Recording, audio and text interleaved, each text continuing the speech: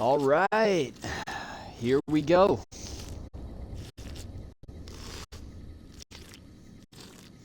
Look at me chugging toilet water. Yes, welcome to the stream. I love this shit water, let me tell you. I live for it. You know, out here in the apocalypse, it's rare to find a toilet, let alone one that has no radiation in the water. There we go. Take that last sip. All right.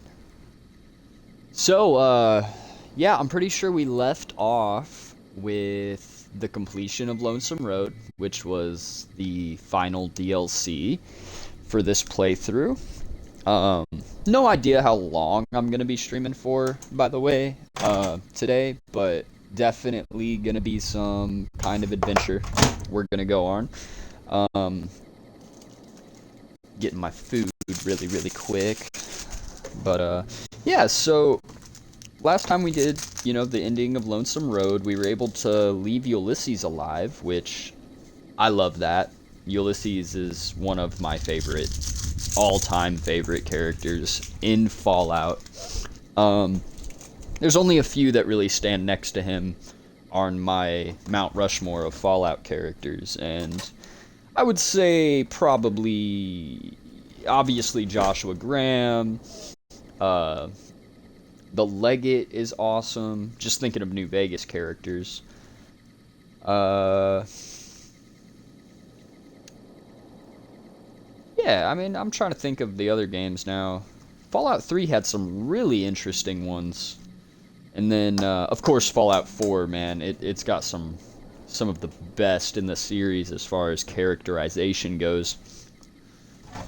But I was thinking we're probably going to... Honestly, I have no idea what we're going to do in this stream. I kind of plan on this being more of a let's tie up any loose ends we may still have. Oh god, Fisto. I mean, I don't think I've done that on this playthrough. We might. We might. We might go do Fisto. Literally. He is a top tier character. Please assume the position.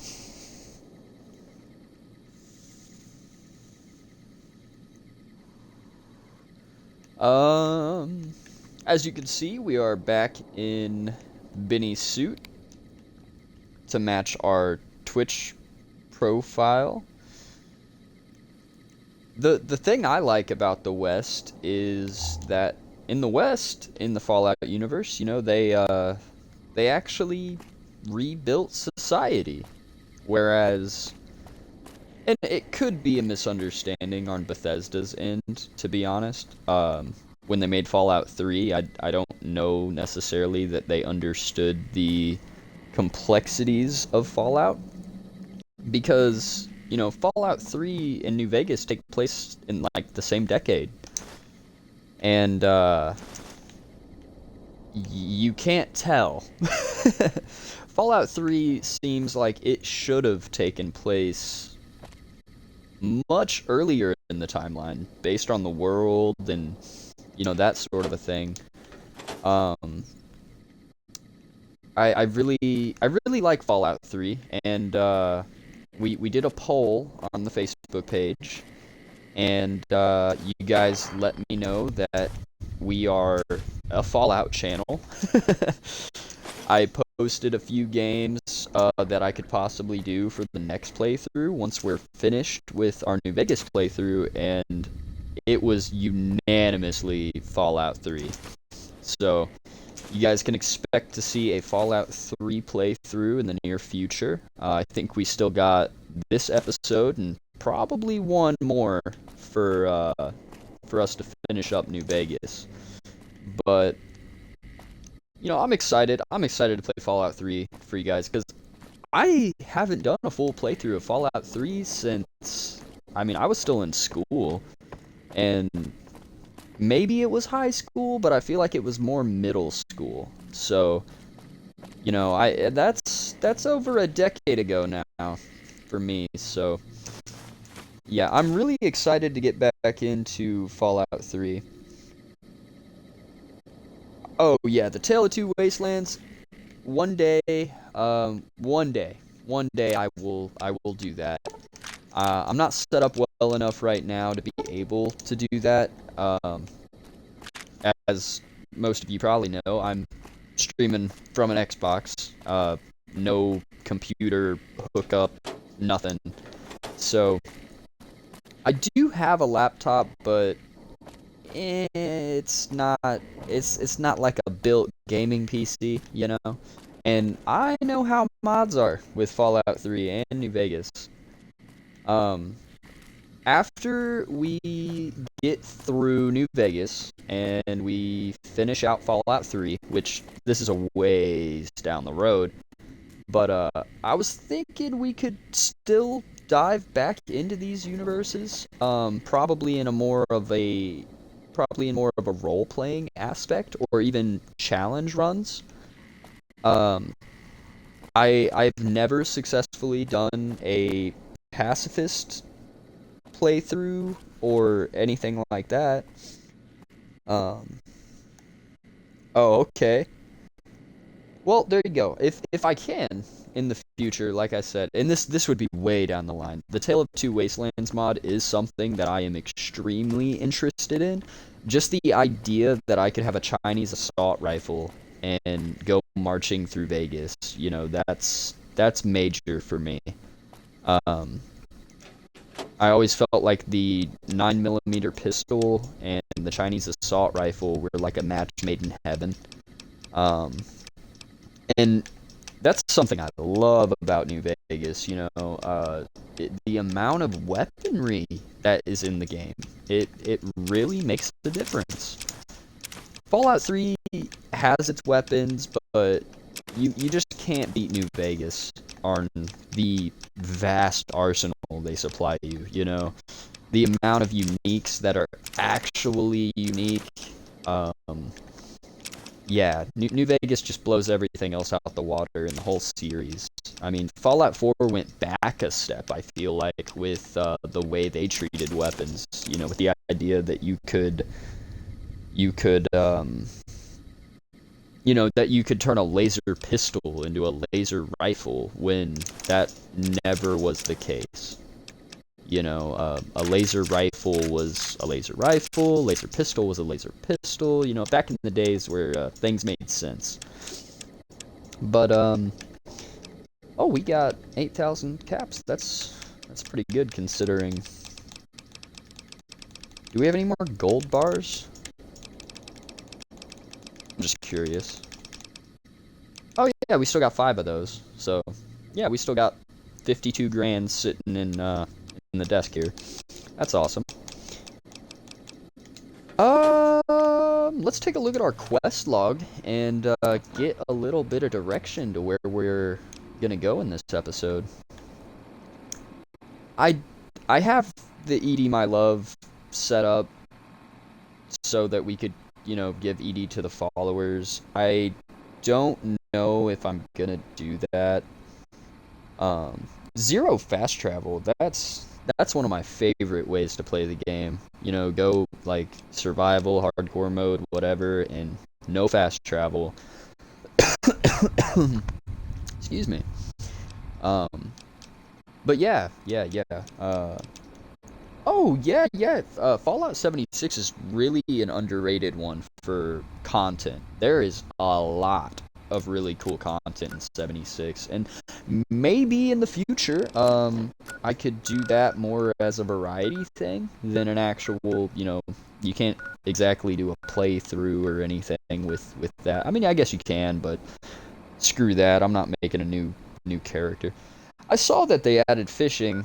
I like that they the fishing update, or Garn Fission or whatever. It looked really cool.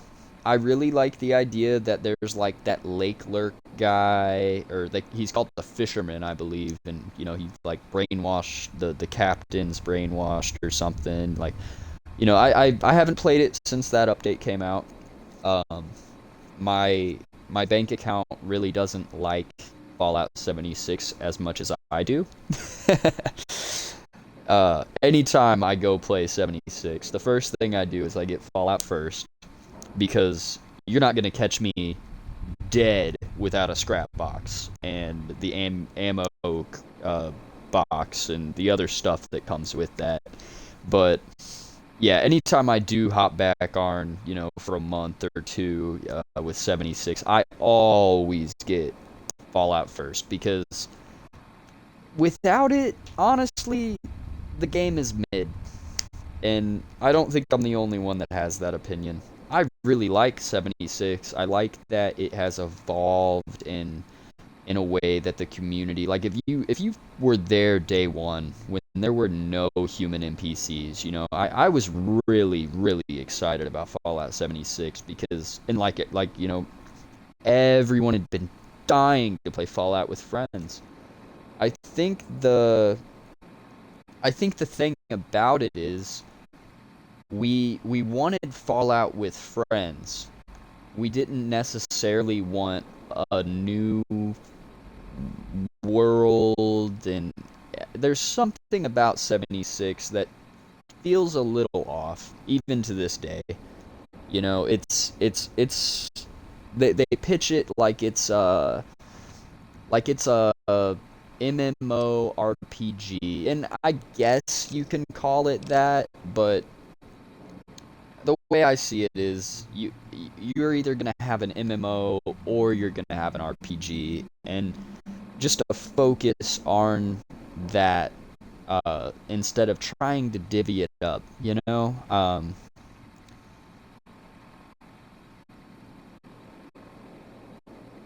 yeah, I agree with that sentiment, that the first time you play any Fallout game, it's a great game.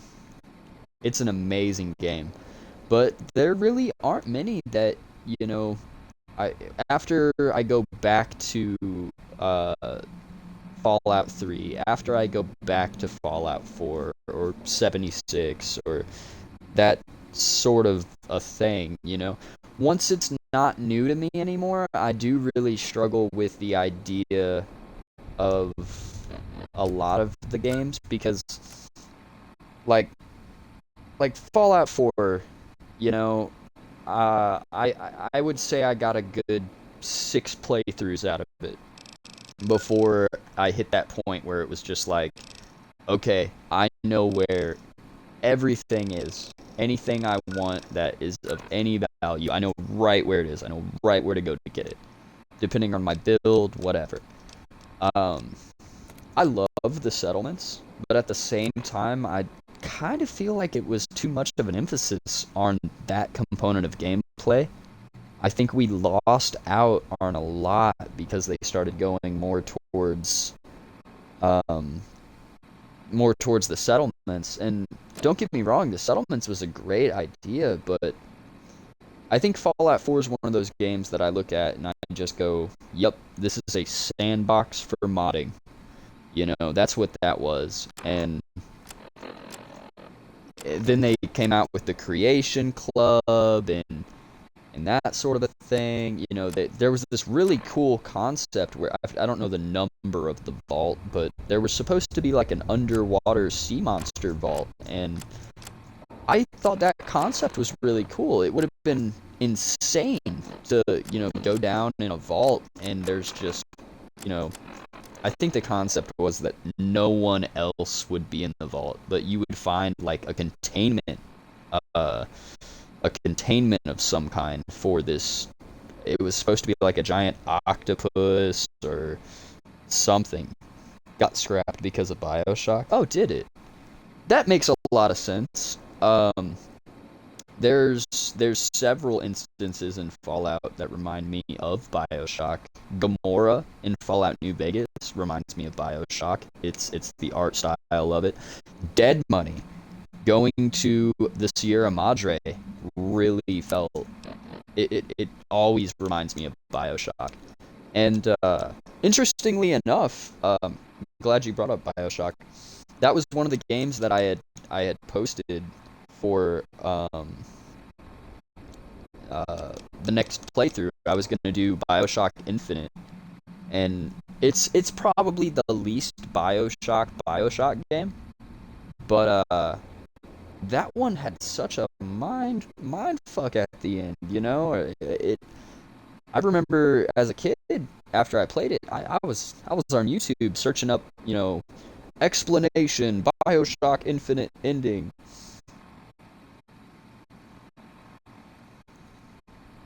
Oh yeah, yeah.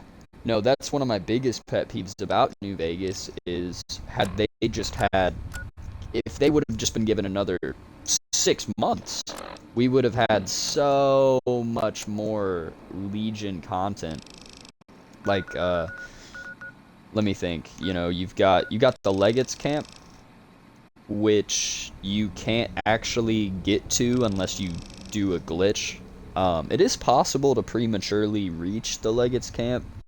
I will typically, if I'm doing a Legion playthrough, I'll do the Hoover Dam glitch to discover the Legates camp so that it's a fast travelable location.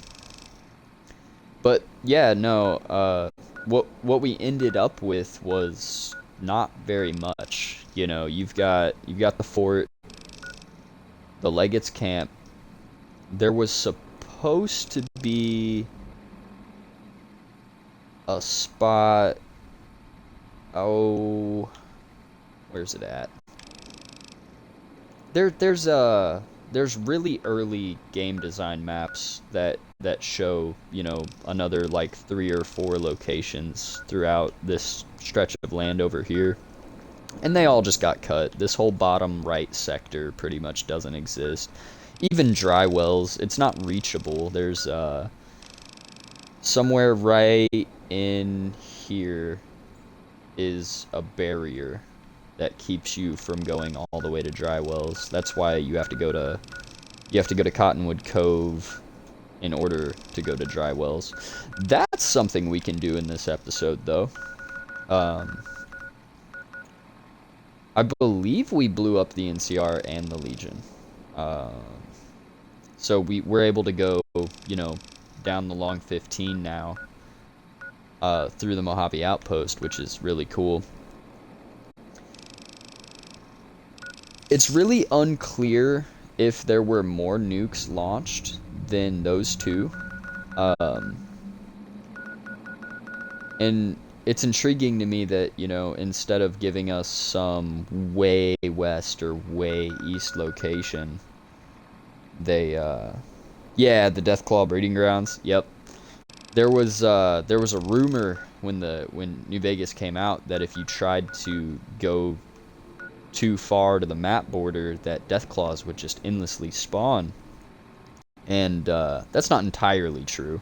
It is, but it's one little section down here, and I believe if it's not right here where this little stretch of water is, you can kind of see it on the map. I it's in the it's in this lower portion for sure. But yep, you get the Enclave power armor down there, and then I believe the helmet is located in, I think it's Silver Peak Mine. It's either Silver Peak Mine or Ruby Hill Mine. It's one of them up here by Jacobstown. I also think it has the legendary Cazador, or maybe it's the legendary Bloatfly, but yeah, it's Silver Peak. Okay.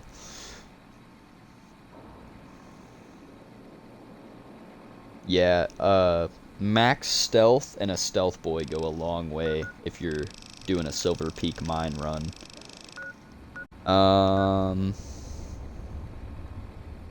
Oh, the legendary Bloatfly is in Old World Blues. Okay. See, I'm a little rusty on my knowledge. I can't remember everything. Um, let's see what we are we're gonna do today. Obviously, our main quest wants us to go to the El Dorado substation to do the final bits for Mr. House. And we might do that quest in this episode, but I want to do something else at least before we go do that. See, like this area, this whole top right area too, it's very empty and side questy.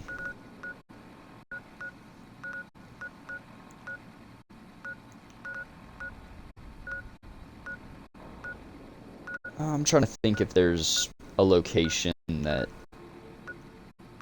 has anything really, really cool. Oh yeah, this is a really neat spot right here, the Cottonwood Crater. It gives you a heck of a view of the east side of the river. The old nuclear test site, the crashed vertibird. Yeah, there's some secrets down there. I don't know if I'm wanting to go through secrets though. I'm looking for a quest we could do.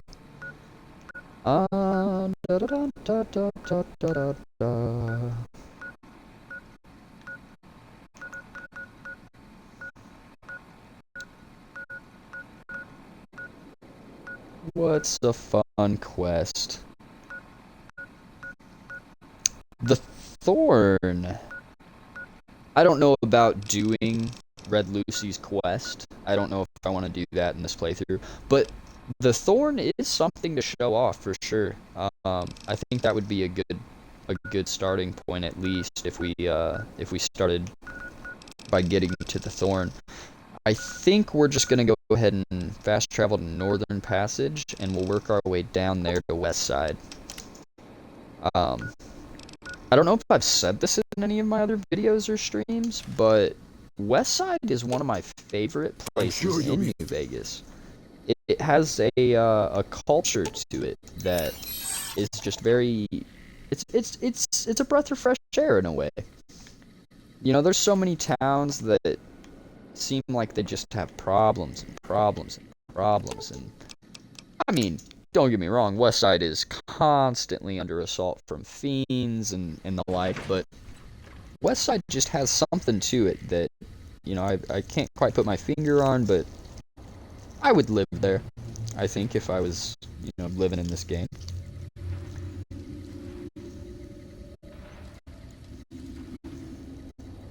The assault carbine, huh? I'm a little partial to All-American and just marksman carbines in general, but I really like snipers builds, and in a lot of games growing up, you know, I would be the sniper because, you know, you get to sit back and not necessarily take the brunt of you're not right up in the thick of it, you know.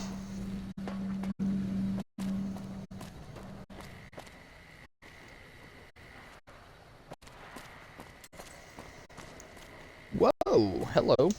Vegas at night is like nothing else. Like nothing else, huh? Look at that soldier boy. Welcome to Vegas. Make your visit a peaceful one. Oh yeah, bro. I'm all about peace. Welcome to Vegas. Make your visit a peaceful one. We broken. Come on, man. Say a different line. Please enjoy the casinos. Please enjoy the casinos. Mr. House is literally just begging people to enjoy this shit he made. But yeah, I'm sure you all know the news. Fallout Season 2 should be coming in December. Hopefully by then, me and Frank have our podcast thing going. We're still sort of working out some kinks for that. The sign making factory? Oh, you're talking about Michelangelo's. Yeah, I didn't know about that quest for a long time. I thought it was really cool that you get a camera and you can like take pictures for the quest and stuff. Yeah, that's the whole thing, right? He wants you to take the camera and take pictures of different signs out in the wastes or something, or maybe it's landmarks. I don't remember.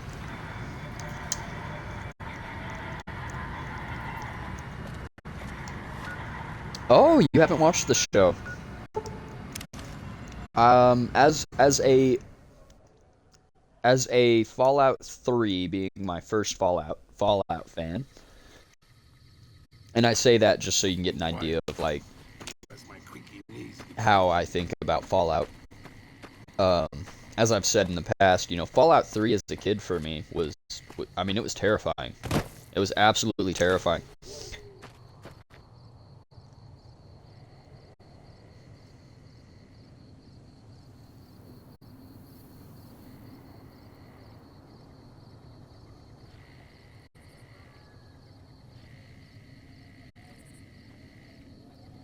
Uh-oh.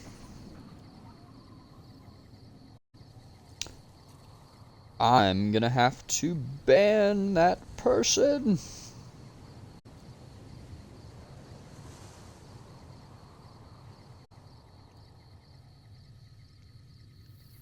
Painless sign menu favor. Sorry, buddy. You're not supposed to be talking about best viewers. Sorry about that. Mega Rex, you're completely fine. You're not getting banned. Chat's open for discussion. It's not open for advertisement. So that's why that guy got banned. You're on the quest to go to Benny in the casino. You're only level 7. I wouldn't say you rushed it. You can go straight to Vegas, straight from Goodsprings if you want to. Just make sure you go through Quarry Junction. Like a real big boy. You know, it's a pathway with some chest hair. No, I really appreciate you guys being here and joining me for this New Vegas stream. You know, I feel like it's been 2 weeks since our last stream in New Vegas. So, you know, I'm always happy to see that people come back and or even, you know, it might be your first time here. I'm just glad you're here, you know, and I'm gonna hit you with all that positivity that you guys love so much, you know. Have a good day, all that. But no, I do hope you guys are enjoying the day. I hope you're having a good week, month, whatever. Things have been really cool for me here lately.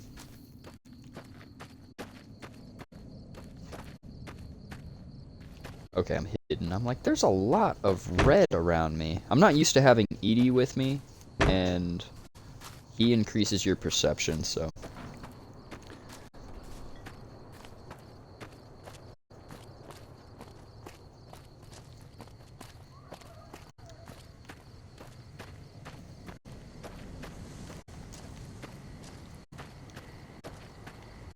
Yeah, you know, I'll have stretches where I won't be able to post as much or as often, but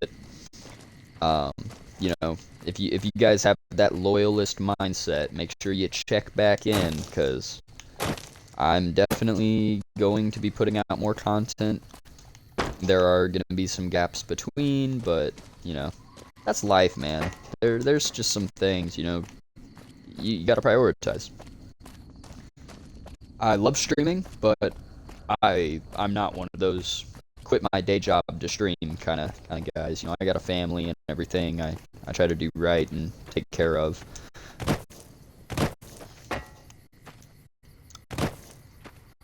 Yay! We made it to West Side. Howdy. Who cares if Caesar's dead? Don't affect our town one bit. That tower on the strip, the one you can see for miles, I hear it ain't sealed up no more.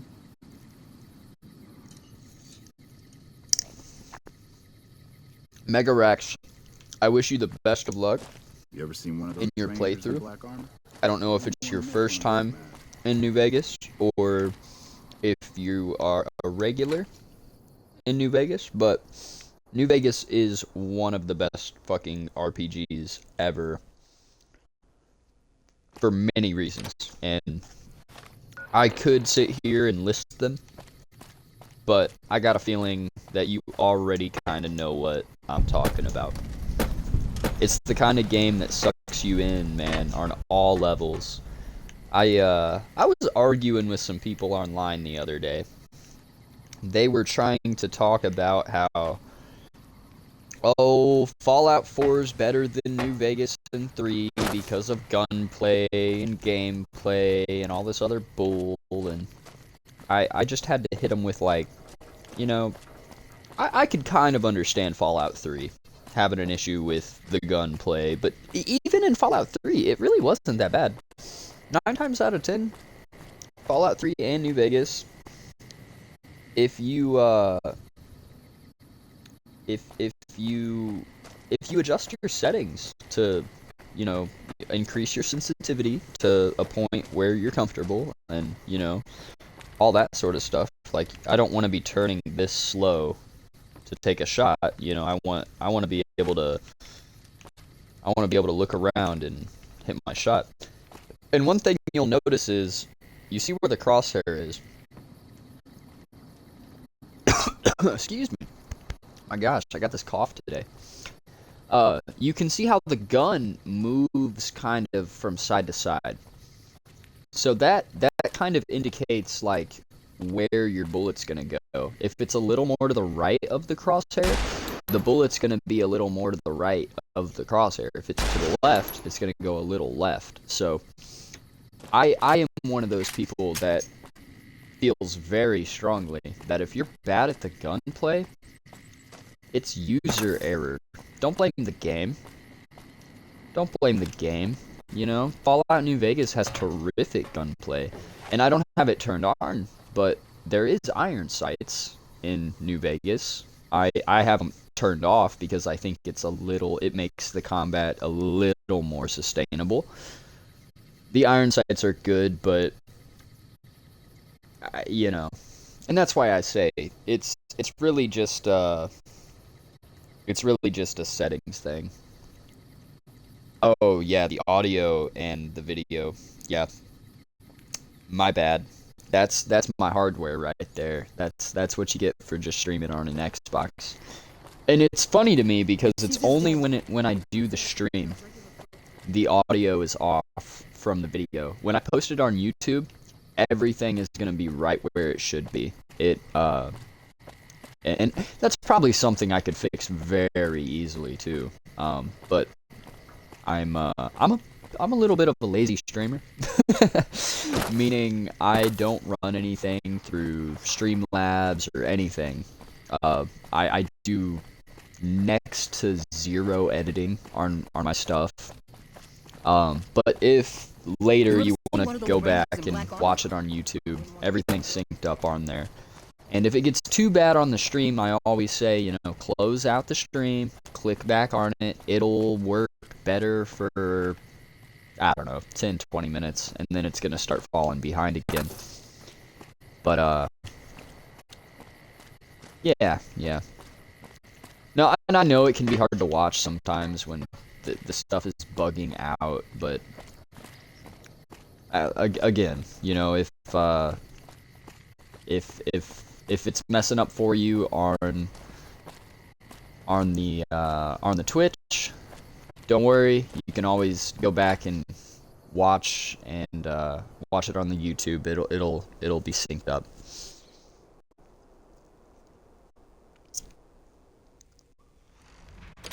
Oh, that's awesome, Mega Rex. Yeah, thanks for the follow. My Twitch doesn't do nearly as well as my YouTube, if I'm being completely honest. And as long as we're being honest, I tend to lean into the YouTube a bit more than I do the Twitch. I think of myself more as a YouTuber than a streamer, but I stream to do YouTube, if that makes any sense. 90% of it is a lack of knowledge and lack of hardware. And the only reason I even am able to do as well as I do with the streaming is some really good buddies of mine. You can find their channels on the Twitch or on my YouTube. I have them in my suggested channels section. Press X to Jason, Mr. Deadeye 420, and I also have the Ogre's Lair on there, and he hasn't necessarily given me any advice or anything, but you know, he's a part of the community that I would like to be a part of in the Twitch community. And by the way, the Ogre's Lair, I guess he's the one I'm shouting out today. Oh my gosh, that is a guy that should be way bigger than he is. I mean, he's hilarious. First of all, his intros are also just spot on. The whole thing is like Shrek based. But yeah, the Ogre's Lair is a hell of a channel. Be sure to check him out if you haven't checked him or Jason or Mr. Deadeye out. Definitely do so. They're really good people. Bit of a weird question. Have your kids ever played or even heard of Fallout? Ooh, I like getting asked those things. Yeah. And I'll never get too personal when it comes to my kids. Obviously, I'm online. Anyone can be online.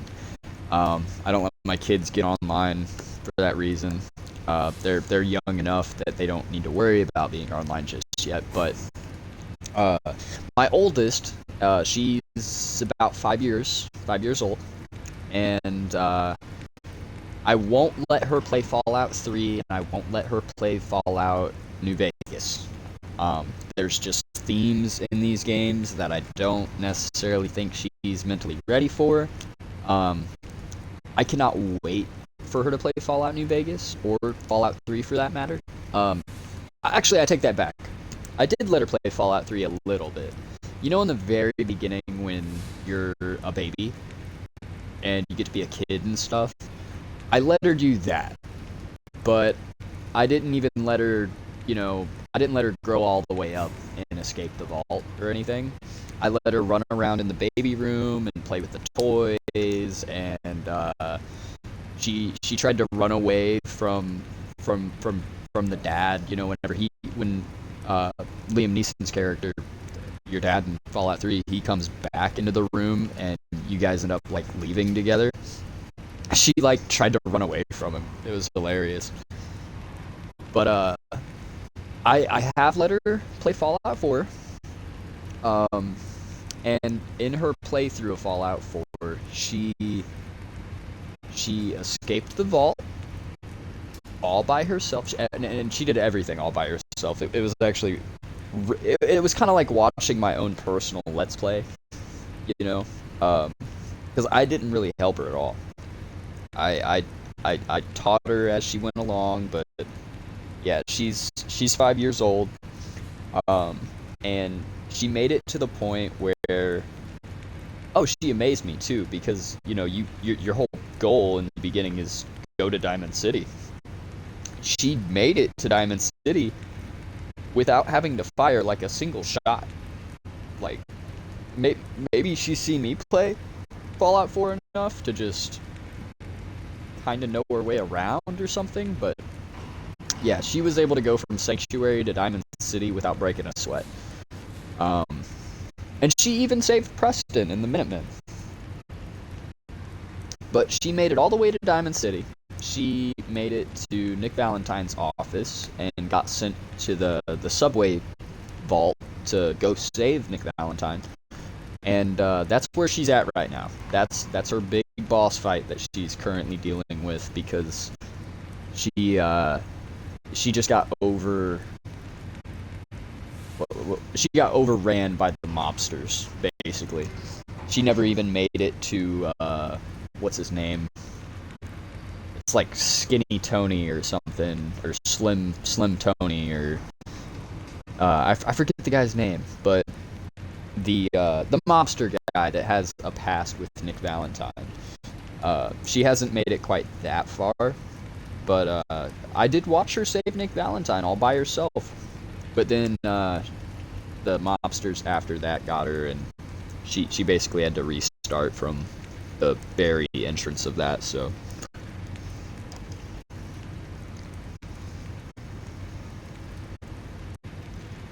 nope, nope.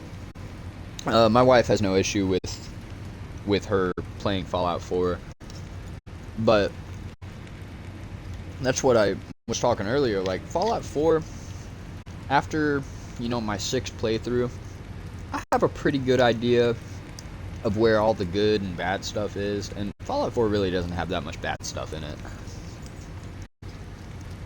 Whereas in Fallout 3, you can literally steal a kid from Little Lamplight and sell him to slavery. Like, that's kind of fucked up. Or Fallout 3, you have the pit, where your options are basically side with the raiders or kidnap a baby. Like, that's just kind of fucked up.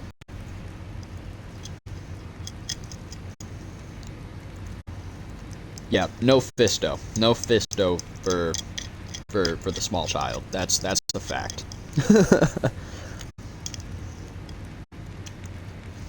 You know what's crazy though? Is when I was, first playing New Vegas, it took me so long to discover any amount of secrets in the game. And I don't know if you count Fisto as a secret. It's just one of those side quests that's not really out there in the open or explained all that much. Yeah. So the eating the baby thing in Fallout 3, that's like a big Mandela effect that a lot of people have. Is people remember genuinely having the cannibal perk would allow you to eat the baby. It was never the case. It's always been a mod. But the pit is still one of my favorite DLCs. It's not very often that in the 3D world of Fallout, where like a city is, I don't know if I would call Pittsburgh civilized, but the concept of a dead city. I remember at high school, some of you may have heard of the Maze Runner books, or even watched the movies. And I can't remember which one it is, but I think it's like the middle of the series of the books. It's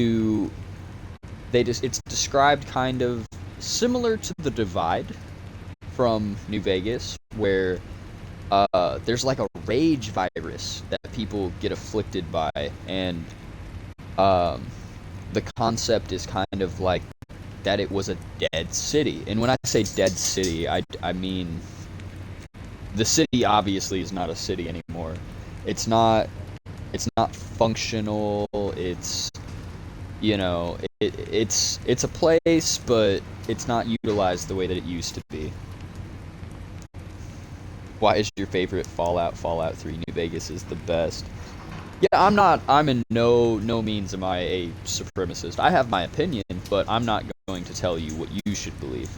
I think that New Vegas is not only is it my favorite Fallout game, it's in my top 3 best RPGs I've ever played.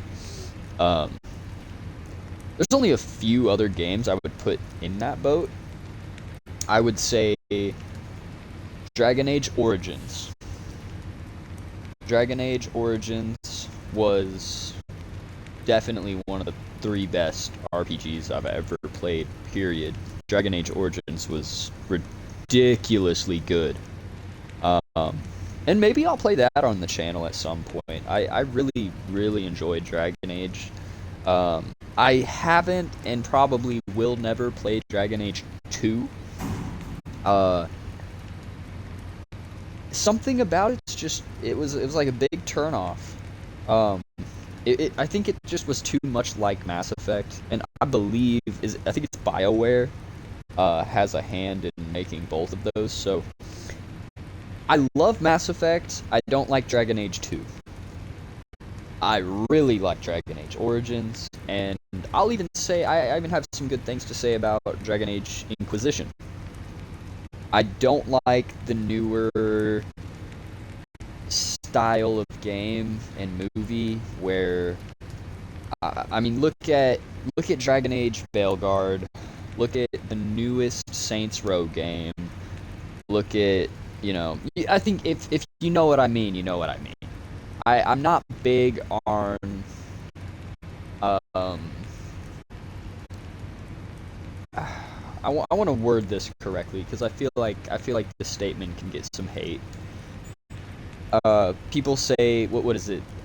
DEI or something, right? Like the idea that you're gonna make a movie or you're gonna make a game and you're gonna go out of your way to put there's gonna be a gay character. There's gonna probably a bunch of gay characters. There's gonna be they're gonna dive into the trans stuff and all this, and it's just like imagine them doing that with Fallout.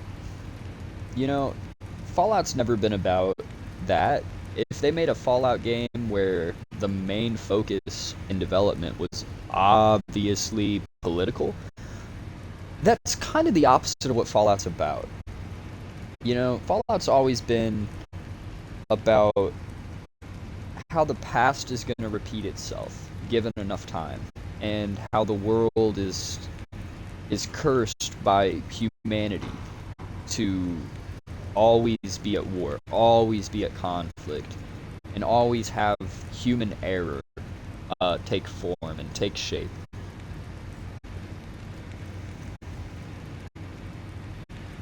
Yeah. And that's something else too. One of my favorite types of characters to play in a Fallout game is a gay or bisexual character, because I really like dialogue options. And I like being able to, you know, and either way, it's like it's a video game, you know.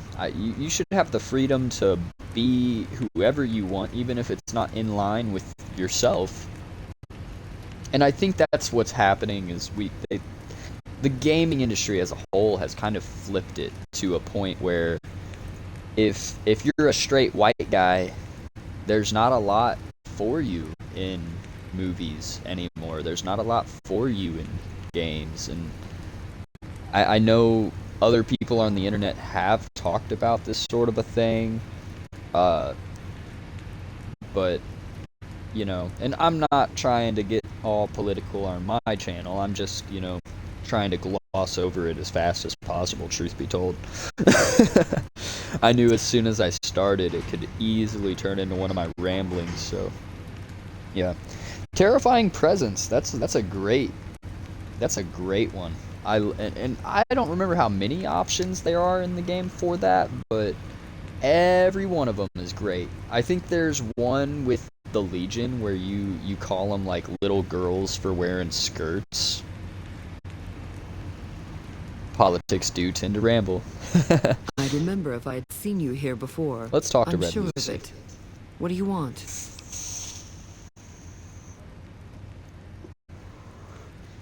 Alright, so this is the Thorn. And this is typically where I do a playthrough with my Legion characters. Not all the time, but I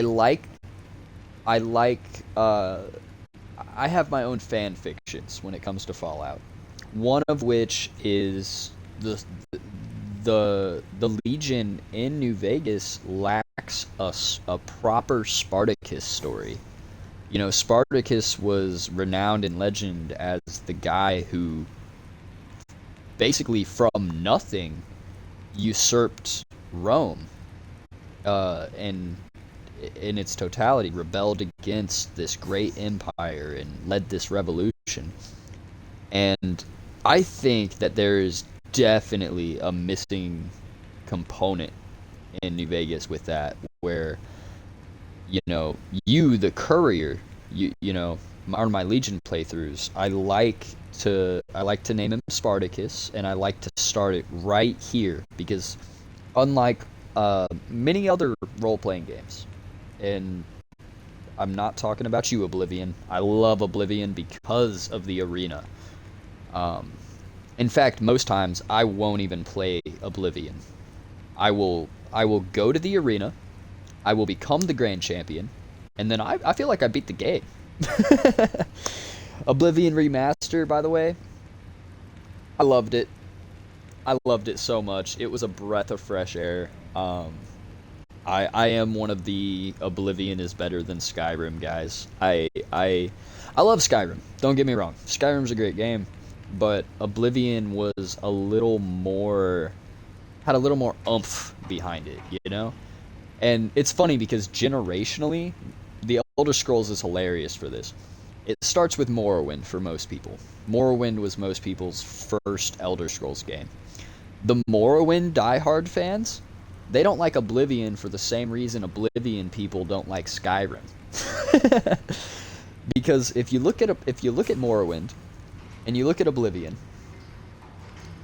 here's the big differential is Oblivion was my first one. Well, it's the first one that I played and beat. I did play Morrowind a little bit before playing Oblivion, so I had some grasp on how awesome Morrowind was. But Morrowind was something special, really. The ability to kind of... You basically got to be a game coder when it came to your spells. Like, you could literally make a spell that let you fly. You know, you could program it however you wanted to. And, you know, that's something that Oblivion doesn't necessarily have as in-depth. But then there's other things, you know, if you go from Oblivion to Skyrim, I mean, there's so much missing. The arena being one of them. Skyrim was supposed to have an arena. I think it's Windhelm? Or, well, wherever the Stormcloaks reside, their main city where Ulfric Stormcloak lives and sits upon his throne. I think it's Windhelm. Is it Windhelm? Somebody fact check me there. I think it's Windhelm. But yeah, whenever you go from Morrowind to Oblivion, you do see how much is missing from the previous game. And then when you go from Oblivion to Skyrim, there's so much missing from Skyrim that Oblivion had. Not to say Skyrim isn't great. It is. I'm not about to argue that with anyone. I mean, they released it for like the past 20 years 80 times, so you know it's got to be a good game. But I tend to get in tiny feuds with people about Skyrim because I don't think Skyrim is anywhere near the best RPG of all time at all. It's a really good open world sandbox RPG, but I don't like when RPGs feel like a sandbox. I think it's the same problem I have with Fallout 4. It feels a little too sandboxy for me.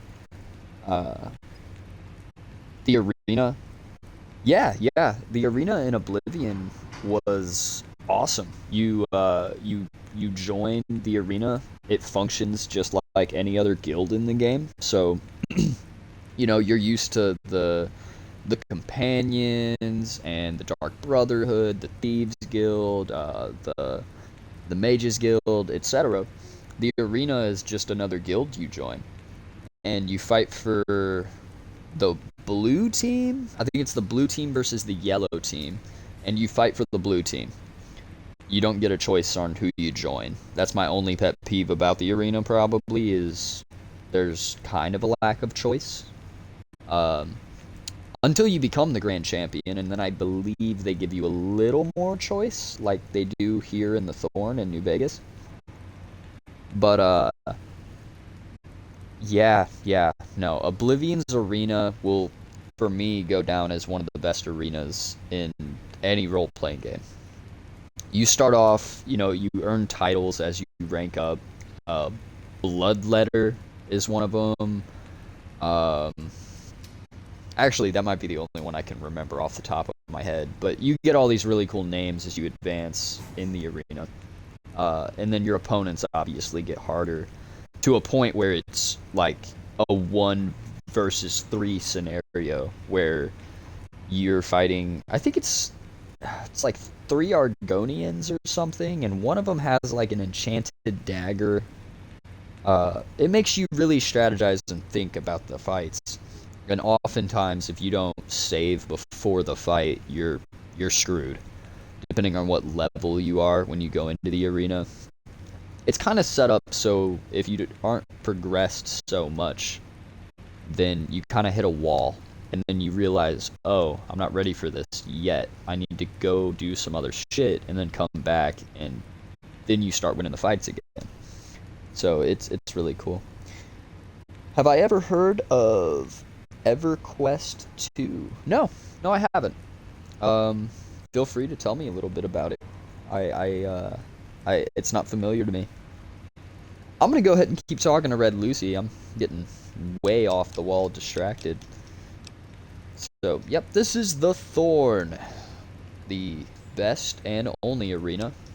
Well, actually, no. New Vegas has at least 2 arenas, because there's the one at Caesar's Legion's Fort. I forgot about that. So it's like every other MMORPG. The clamor of our Good to know. bloodthirsty crowds reaches every corner of the wasteland. But I'll pretend that your ignorance doesn't offend me, okay. stranger. I'm This not is sure the what that Thorn. means, but Here's where the strong make a name for I themselves. think I and the could weak understand what you are mean. fed to the jaws of hell. You Old can bet on the gold, contenders. an extreme Or abundance of You quest, have what and it the world takes. sizes. Be one of Whoa. the contenders. Okay. Be warned. The Thorn demands respect. Break the rules, or offend me in any way, and I'll gut you open for all to see. I'm pretty sure Red Lucy and Trudy from the beginning of the game at Good Springs have the same voice actor.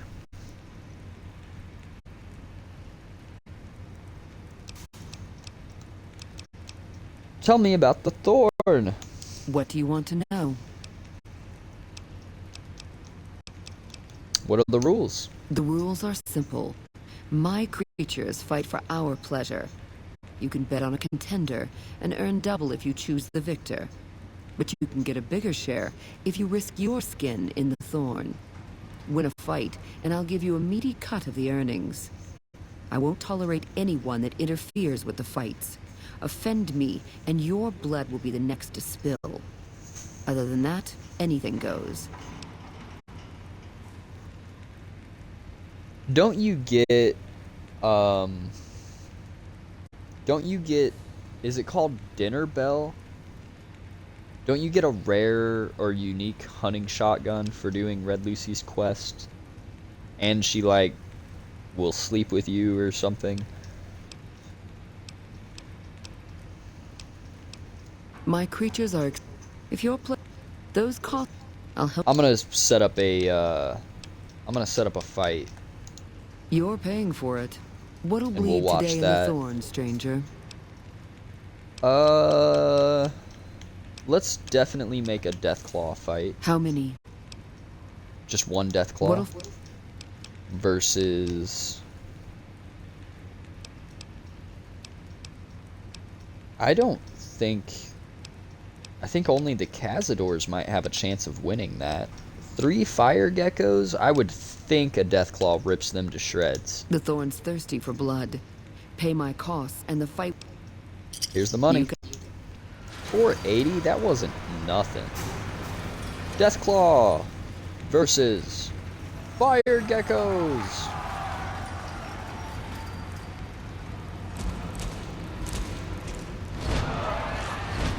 Ooh. Yeah. That Deathclaw is probably gonna win. Well, I don't know. No? Are 3 fire? Wow, that's insane. I wasn't expecting that at all. It's time for blood, not talk. Find me after the fight. It's time for blood, not talk. Find me after the fight. I'm trying. Welcome back, stranger.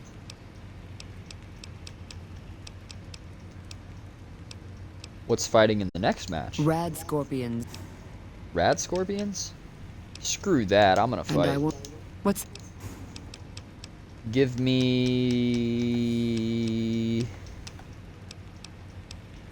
I'll just fight some rad scorpions for now. I can take 3 of them, let's go. Oh, black screen. Alright. Alright, I'm reading the chat now. So... EverQuest...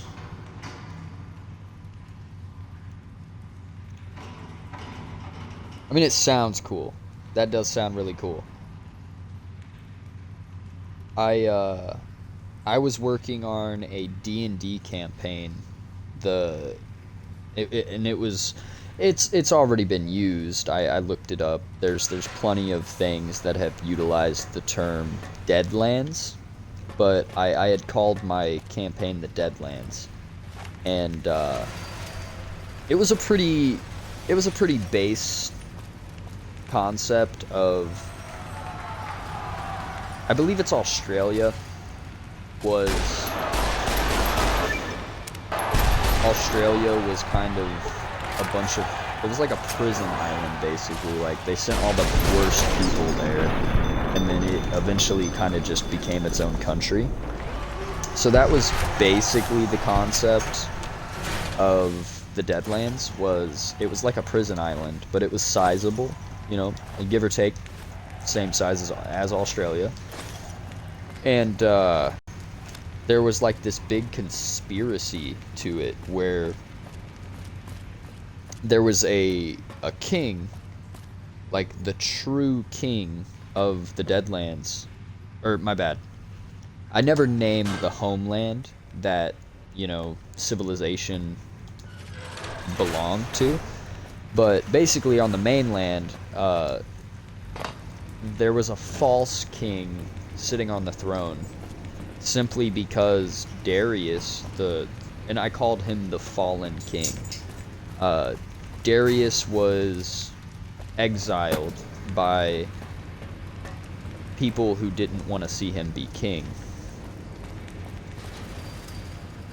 And he was sent to the Deadlands, and he basically just started being a king anyway, just, you know, there on the prison island. And so he kind of became the driving force, or kind of like a raider leader, but like, you know, he's actual royalty.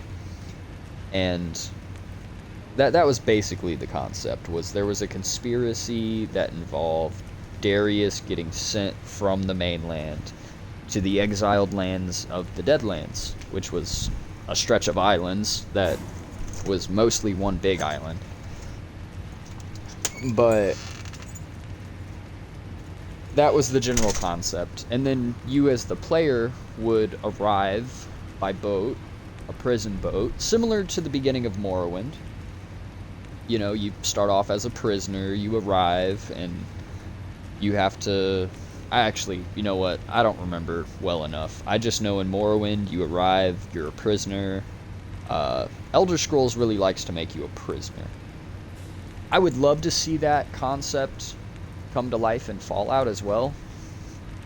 The whole prisoner concept.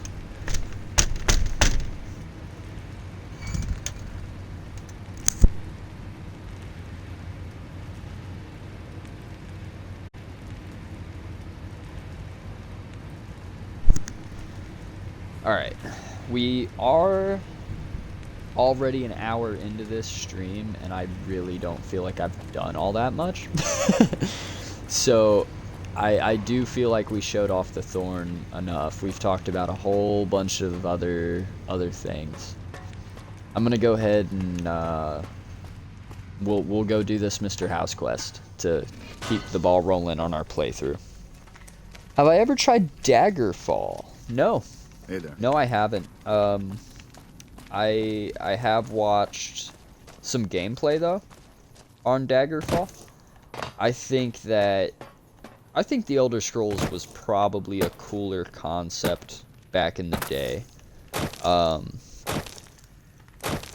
And you know, honestly, it's games like the newest Baldur's Gate that really gave me some hope for the future of RPGs.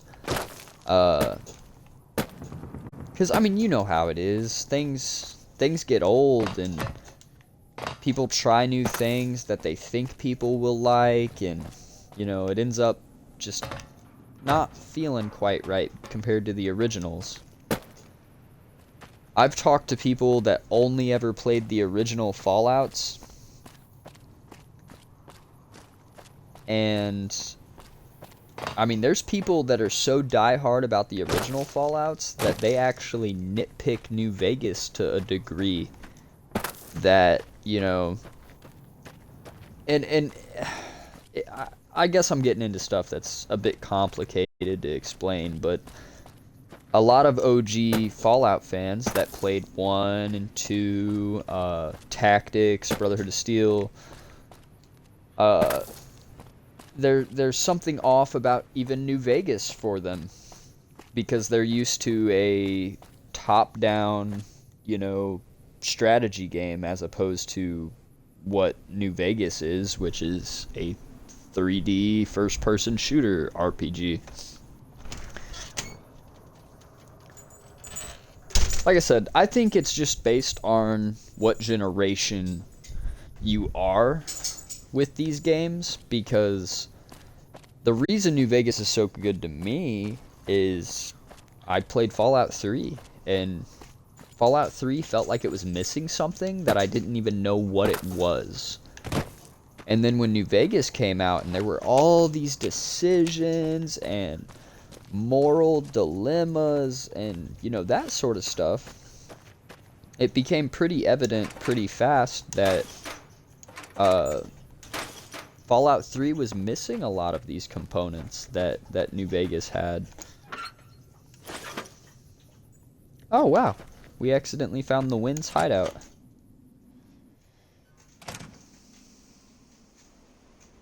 I like MMORPGs too.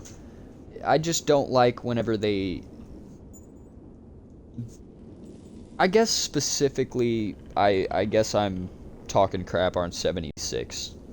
Because 76 feels like a strange one to me, where it has a story. You make decisions that normally in a Fallout game would matter, but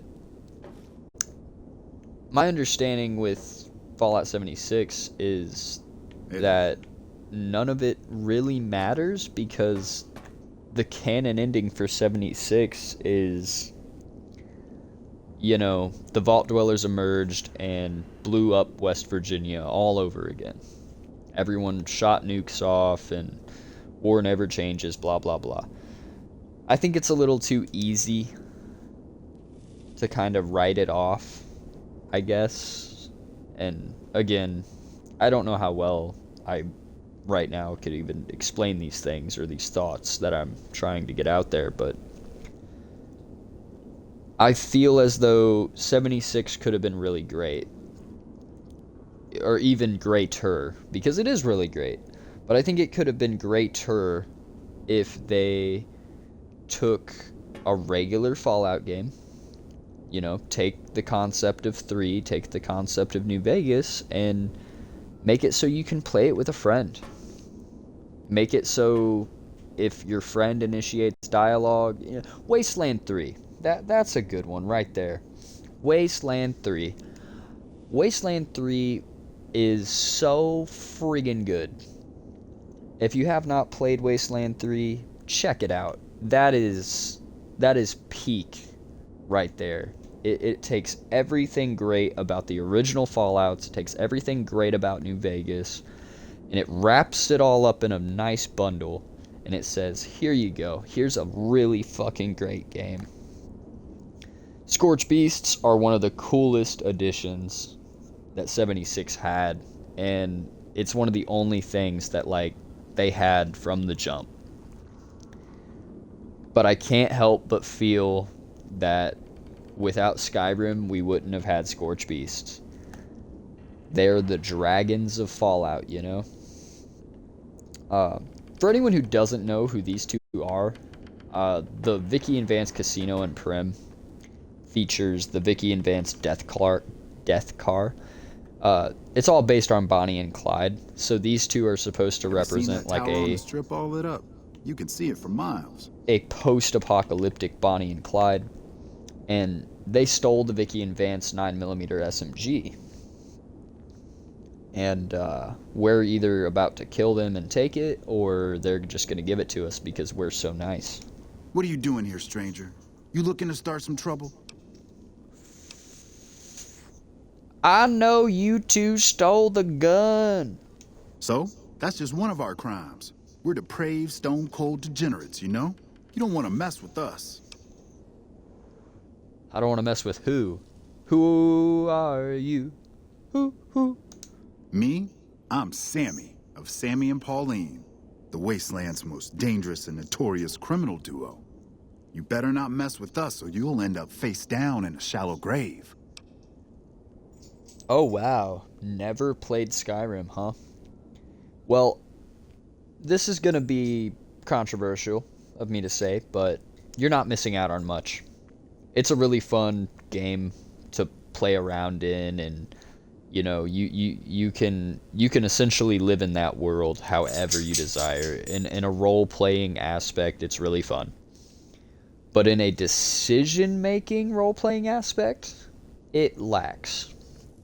There's a civil war in Skyrim between the Imperials and the Stormcloaks, but it really doesn't affect anything major if you side with the Imperials or you side with the Stormcloaks. I mean, I think certain holds change a little bit, but I think that's mostly just the Jarl of the hold changes, and yeah, I don't know.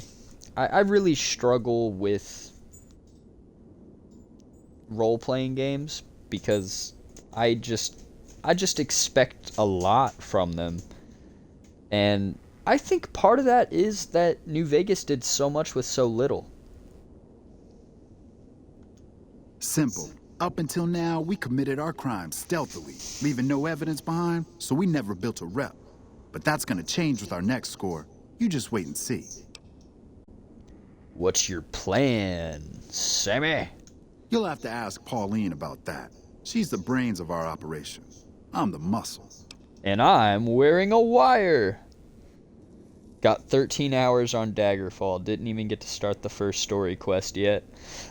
So, I'll give you my version of that with Skyrim. Obviously, the main story of Skyrim, you're supposed to be the Dragonborn, right? I never become the Dragonborn in Skyrim for one simple reason. I hate dragons. I hate getting jumped by a dragon. Like, you would think Skyrim is just the hood of dragons. Like, it feels like the dragons are just looking for ops to pick a fight with, you know? And it's you. They're looking for you. You know, you fast travel after you become the Dragonborn. Oh, there's a dragon. You level up really high and you become the Dragonborn. Now there's, you know, 3 dragons jumping you at once. And it's like, it just feels, I don't know. Sometimes it feels lazy. That's the best way to put it. Sometimes Skyrim to me feels a little copy-pasty. Especially, man, and this is probably going to be my biggest critique and my biggest pet peeve with the Elder Scrolls, is the dungeons. The dungeons don't feel unique to me. It feels like, it all feels like Bleak Falls Barrow. The very first dungeon they send you to. It's not that I don't want to, it's just that they don't let me. What do you mean? Like, it doesn't start off allowing you to do the main story? You have to do, like, a bunch of other shit first, or how's it work? Like I said, I'm not very familiar with Daggerfall, so I really don't know what you're talking. Goodbye. Huh. That's different.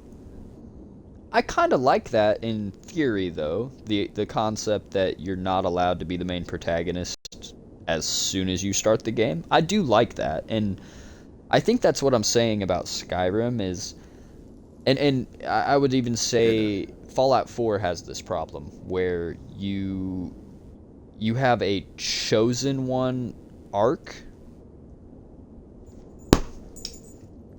And I really don't like when you feel like you're the chosen one in games. It's kind of the defining factor of, like, Fallout 3, for instance. It feels like you're a chosen one. It doesn't feel like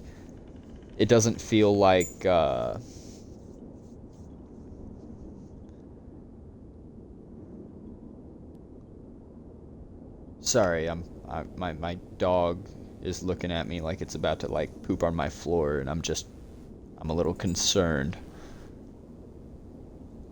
Okay. I don't think my dog's pooping on the floor. That's good. That's a good thing. Okay. So, oh, my dog?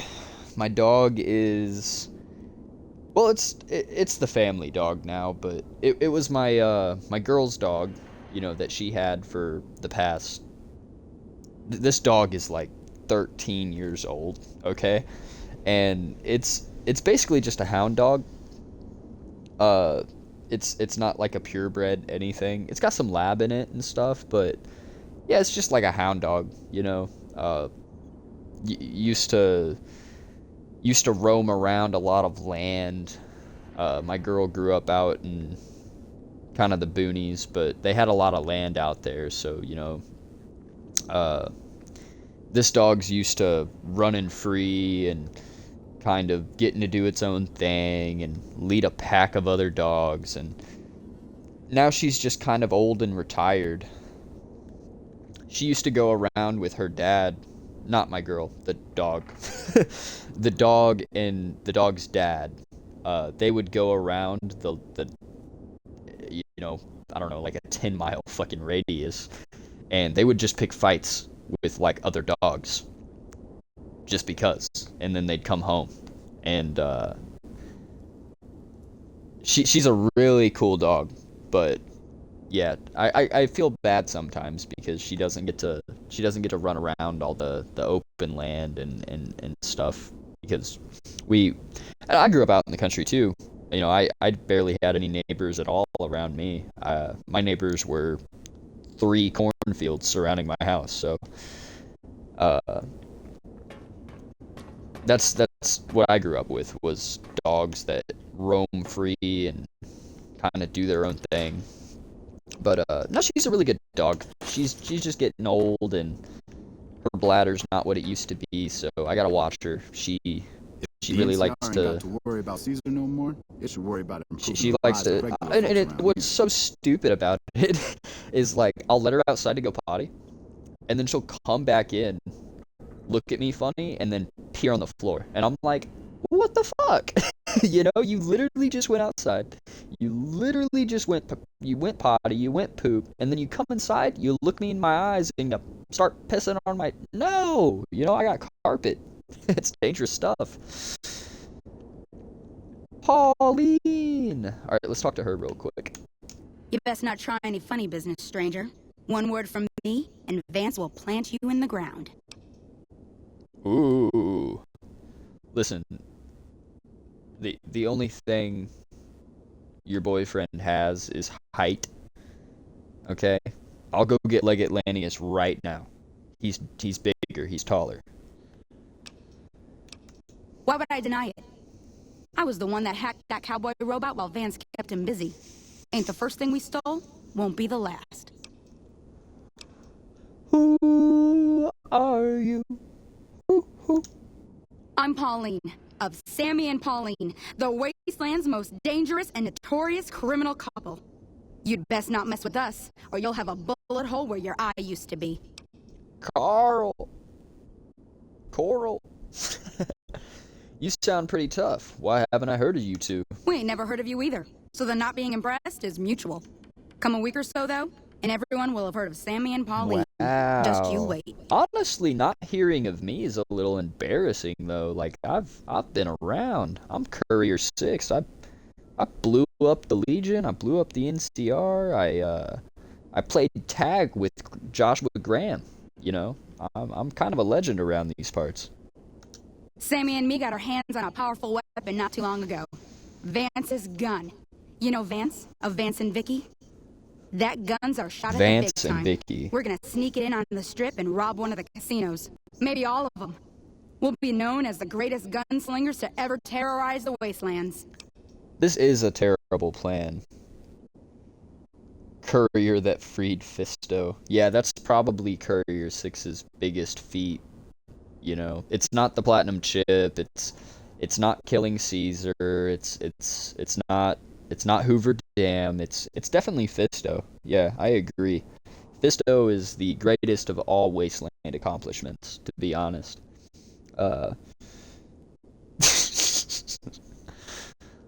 You'll see. You'll feel stupid that you made fun of us when you learn how rich we are. Wait till you learn how rich I am. I trapped an old man in a casino vault and yeah. Oh yeah, I got speech. Let's do that. That's the greatest plan I've ever heard in my entire life. Really? You think so? We've only got the one gun and there's two of us. And we've never done anything like this before. We've never been on the strip either. Okay, so first we don't know of how all, many guards the casinos have. And I kept having these nightmares. What are we thinking? oh my god. We're gonna get ourselves killed. We've only Look, got the one Tell gun. Sam to give you the gun, alright? Just take it. I don't want it around tempting us to do something stupid. Alright. So let's talk about it. You only have one gun, right? Okay. That right there on his hip is a different gun Howdy. than I'm just gonna scratch it off as a plot hole. There's a plot hole going on right here. This better be good, stranger.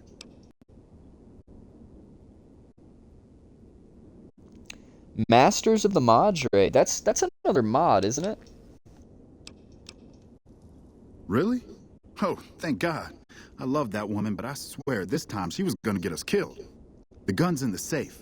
The combination's 5, 23, 34. Take it far away from here before she changes her mind.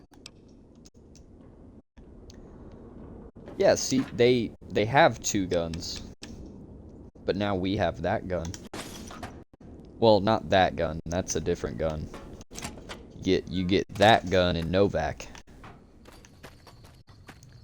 It's the Blade Runner. Oh, I really hope I didn't just get that wrong. Yeah, I think that's correct. That gun is the Blade Runner gun. It's also in the original Fallouts.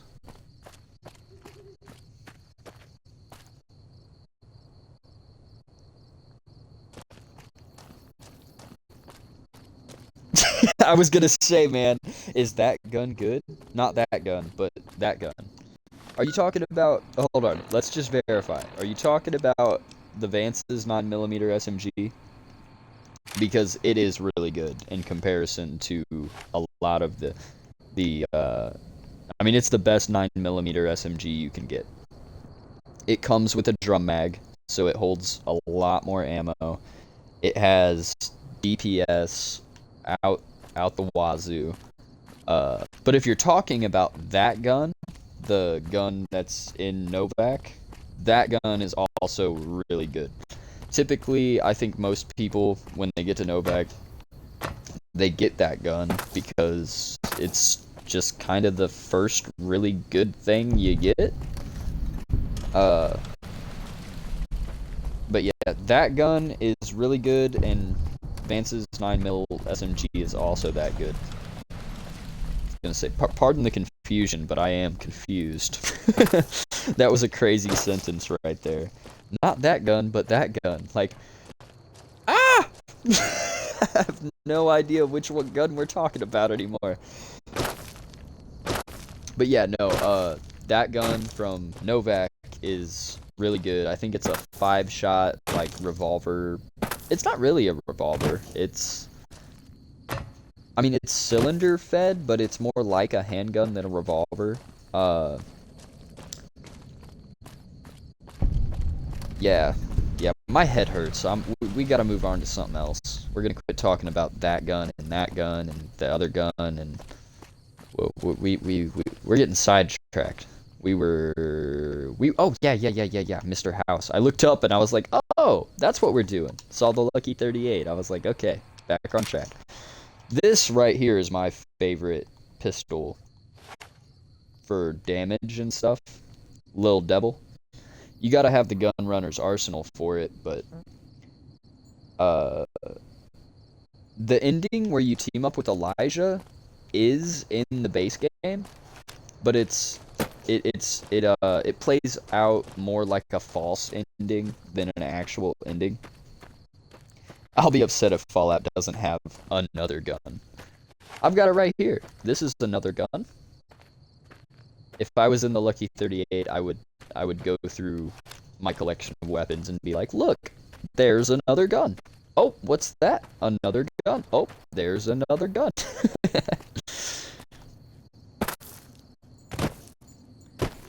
This overpass right here, if it's the one I'm thinking about, this one makes me mad because it does everything in its power to not let you jump up there, despite looking very jumpable up to. Oh, come on. It doesn't even want to let me get up there. Okay. And even if you get the right angle, yeah, they invisible walled it, so it's impossible.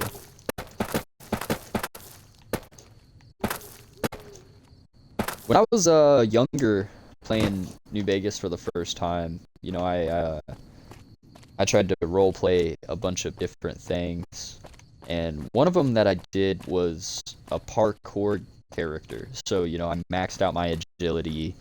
I had a bandana, and I think I used the outfit that you first find Boone wearing. It's one of the mercenary outfits, the grunt outfit, the merc grunt outfit. Have I ever played Dust? No, but let me tell you right now, I am a major fan of Dust. Before the Fallout TV show and before the Fallout TV show, and people were, you know, like, oh my gosh, the Fallout TV show, they're going to Vegas, they're gonna show us what Vegas is like in the future, and people are basically waiting on season 2 to determine what happened post New Vegas. The headcanon for a lot of the fan base on how New Vegas would pan out was Dust.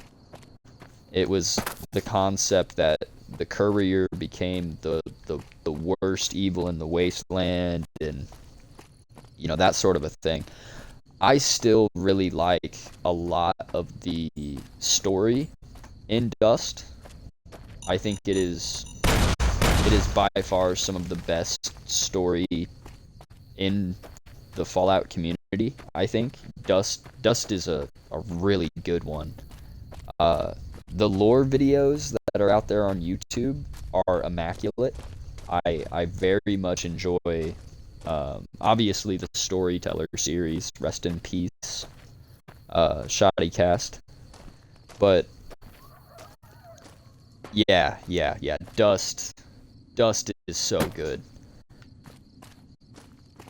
I really like too the don't they have an insanity factor where you start to see like shadow people and that sort of a thing.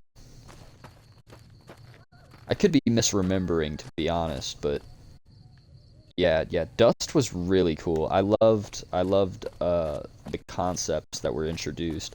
I really liked the concepts of the NCR discovering the Sierra Madre and utilizing the cloud as a means to get revenge and that sort of stuff. Oh yeah. Yeah, you get to Vegas. I forget what they called them, but the Kings and certain other factions within Vegas and Freeside became like the Vegas Rebellion or something, and I don't know. The lore tidbits in Dust are fucking great. They really are. They're so good.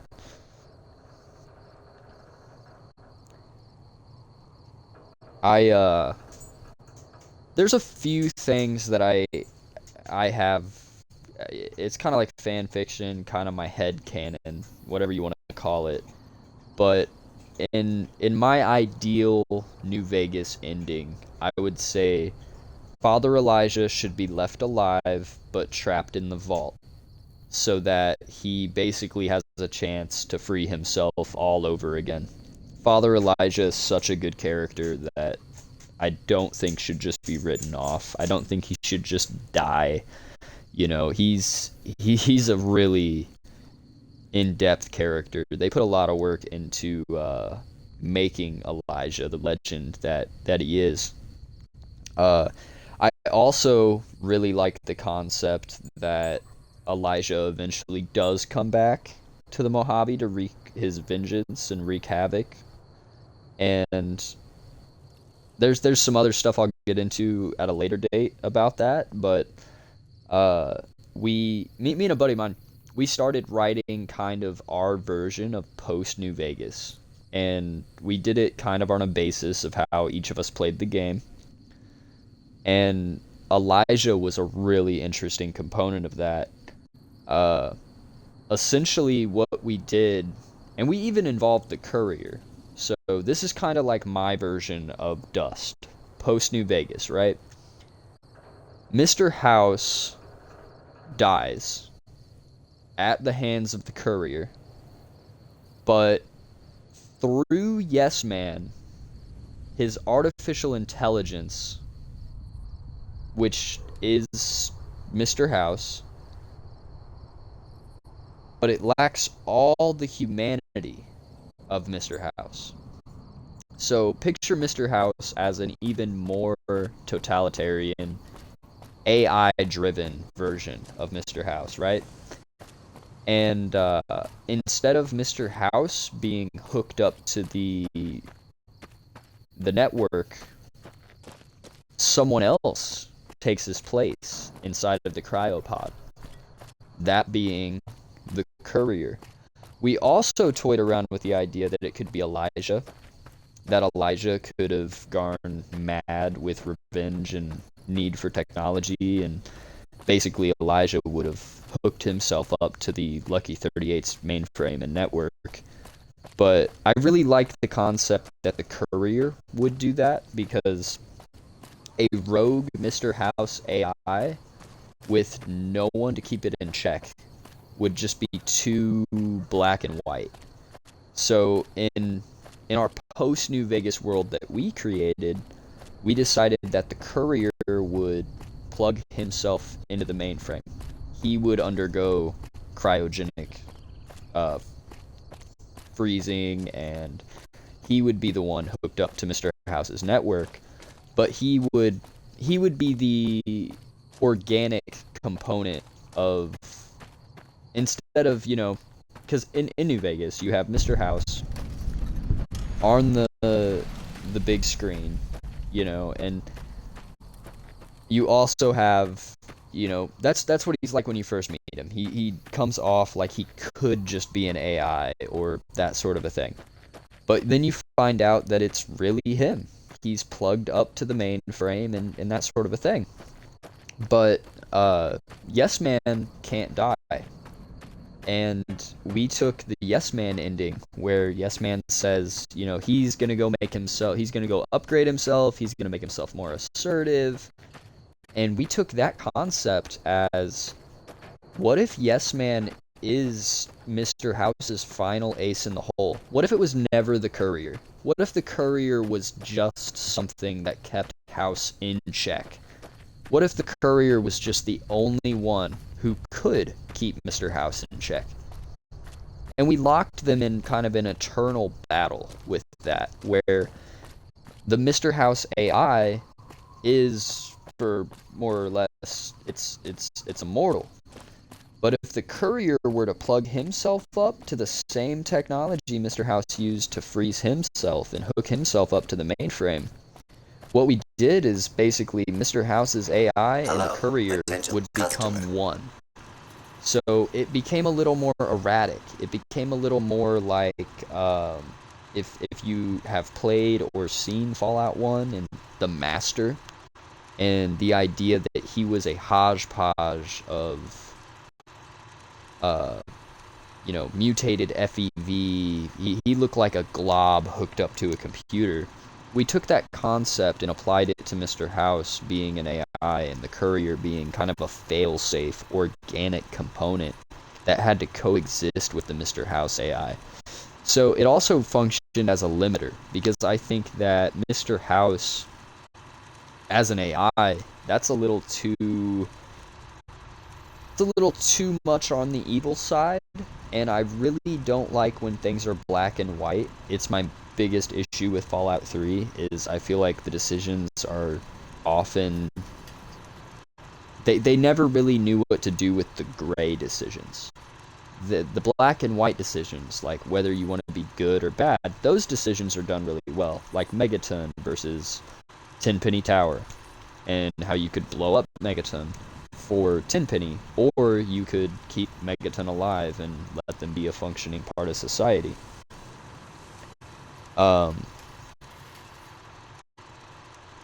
But yeah, so that's where the courier ended up in our universe. He was locked in an eternal battle with House, and it basically made it so House couldn't just be an evil guy. The courier could sometimes intervene within the mainframe and say, hey, you're not going to do that, I'm not going to let you. And then, House, the AI of House would have to cope with that or fight back against itself, because the courier was there to go, hey, no, fuck you.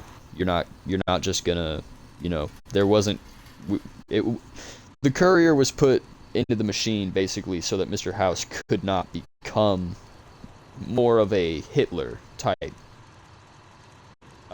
character in the universe.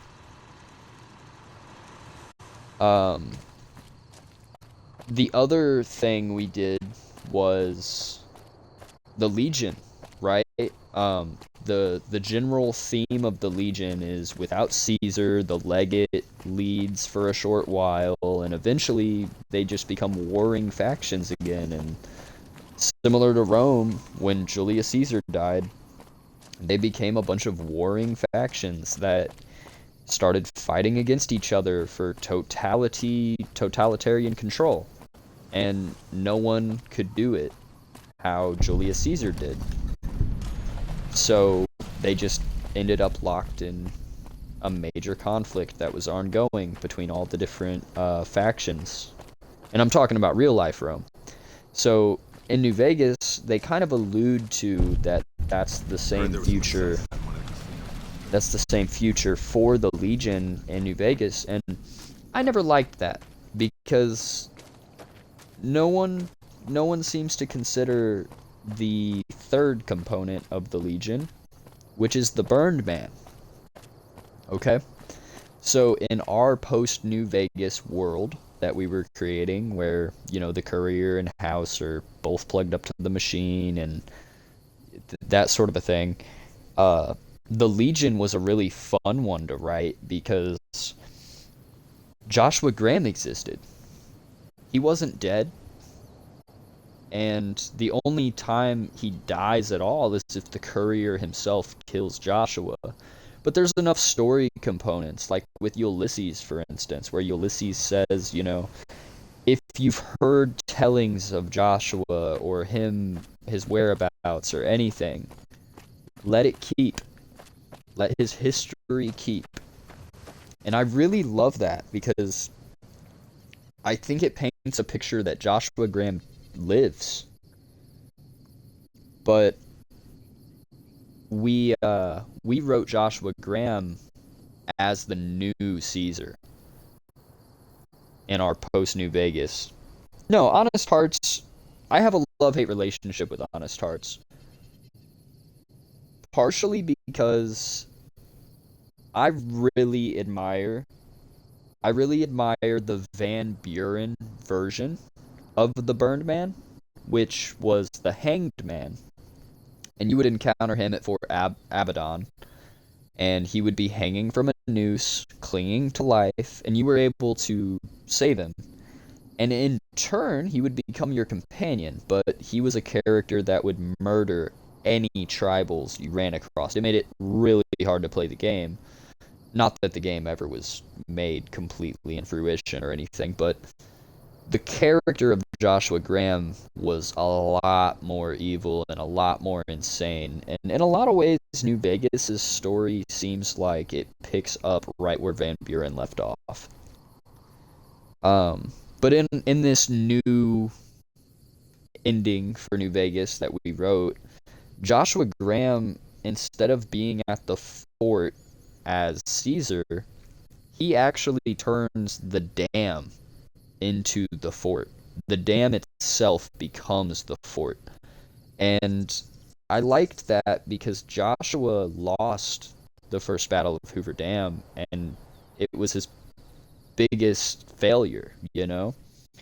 So the concept that where this story that we were writing would pick up, Joshua was just going to have the dam at the very beginning of this story that we had written or had started writing.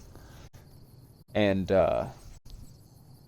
yeah, the concept was that it made sense to us that Joshua could be the new Caesar, because the only other person revered in the Legion other than Caesar and the Legate was Joshua, the Burned Man. The Burned Man is one of the most feared and hush-hush. You know, there's almost, I don't know what the word is for it, but the belief that Caesar accidentally created in the Burned Man amongst his people, they put a spotlight on it when you go to the fort and you talk to the slaves, and if you say the name Joshua Graham, you're gonna get lashed to a cross, you know? So, in a weird way, Caesar made Joshua bigger than himself, bigger than the Legate, and kind of as a vengeful spirit. So I always thought if Joshua was to return to the Legion, similar to what the New Canaanites and what the Dead Horses and the Sorrows did, you know, because Joshua goes home to the tribes, and the tribes pick up right where they left off. They revere him. They respect him. They treat him, you know, as their war chieftain. And I always felt that if Joshua returned to Caesar's Legion, that even loyalists that would have been, you know, on the Legate Lanius' side would have probably started to veer towards Joshua had he returned, because Joshua was more a founder of the Legion than Legate Lanius is. And quite frankly, if you talk to the Legion, Legate Lanius isn't someone the Legion likes. He's someone they fear. And fear alone isn't enough to rule. And Joshua has all of the other components that would be required to step in and become Caesar. But with that being said, there are some dialogue things that, you know, Joshua says that kind of paint a picture that even he doesn't feel like he could step into Caesar's shoes. Like, he doesn't feel as if...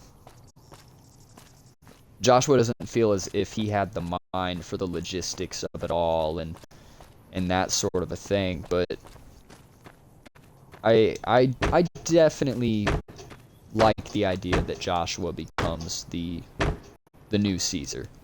I really do like that concept. I think it's a good one. But yeah, I kind of agree with you on the Honest Hearts thing. It's probably the weaker of the DLCs for New Vegas. It just doesn't have as much lore connotation. The real big cool thing isn't actually that cool. You know, you spend your whole time in the Mojave learning about this guy, Joshua Graham, and how brutal he was, and how ruthless he was, and they make him sound like a pretty bad dude. But you meet him at a time where he's not only seeking or sought redemption, but he's almost earned it by the time you meet him. And it's like a blessing and a curse, because on one hand it's like, yay, I'm not talking to some prick, and on the other hand it's like, well, Joshua Graham's supposed to be this big scary guy, and he's kind of a softie when you meet him. I mean, don't get me wrong, he's a badass. He'll put a bullet in you. No lore for Salisbury steaks. I love it. I love it.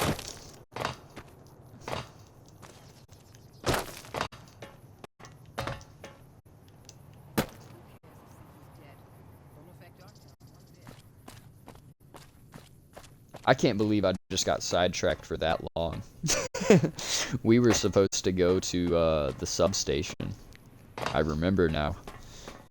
But yeah, no, if you guys are interested in this post New Vegas world that I've been talking about, let me know. I would love to dive back into that and flesh it out even more, and possibly even, you know, I'm big on like the concept of making like D&D campaigns, and that's kind of what we were doing it for, was so that we could have like this Fallout D&D world where everything made sense, but there was enough room for confliction.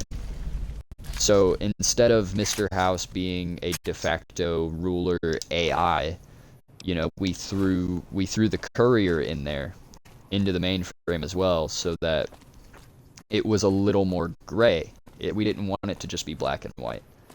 Joshua, upon becoming Caesar, he gets a little twisted. The good and the bad start fighting amongst each other, and it turns him into kind of, I wouldn't say a loose cannon, but more of a wild card. More of a wild card, yeah, for sure. So, you know, the Legion is now being led by a crazed Joshua who, he kind of like a Two-Face, kind of like a Two-Face thing. Like, if you guys are fans of Batman, that was kind of the idea of who Joshua would be as Caesar. He would not be the Joshua you met in Honest Hearts. Because, quite frankly, I think that Joshua was kind of a letdown in Honest Hearts. He wasn't nearly as cool as I think a lot of people wanted him to be, including myself. I kind of don't like that you saw a redeemed Joshua as opposed to the warlord, warmongering Joshua that you hear about so much before actually meeting him and going, wow, this guy's not quite what I thought, you know? But yeah, no, we had plans for Father Elijah to be a major component in that world as well. We even talked about him coming back and retaking the Brotherhood.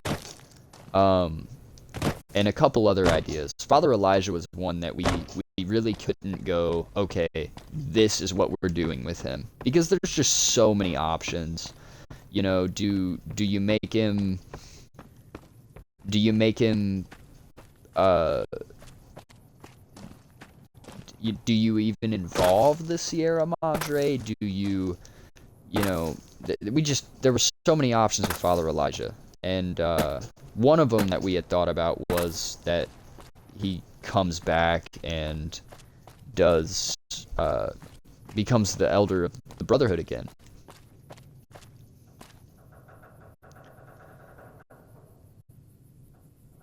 Oh, okay. So, I myself haven't actually had the, I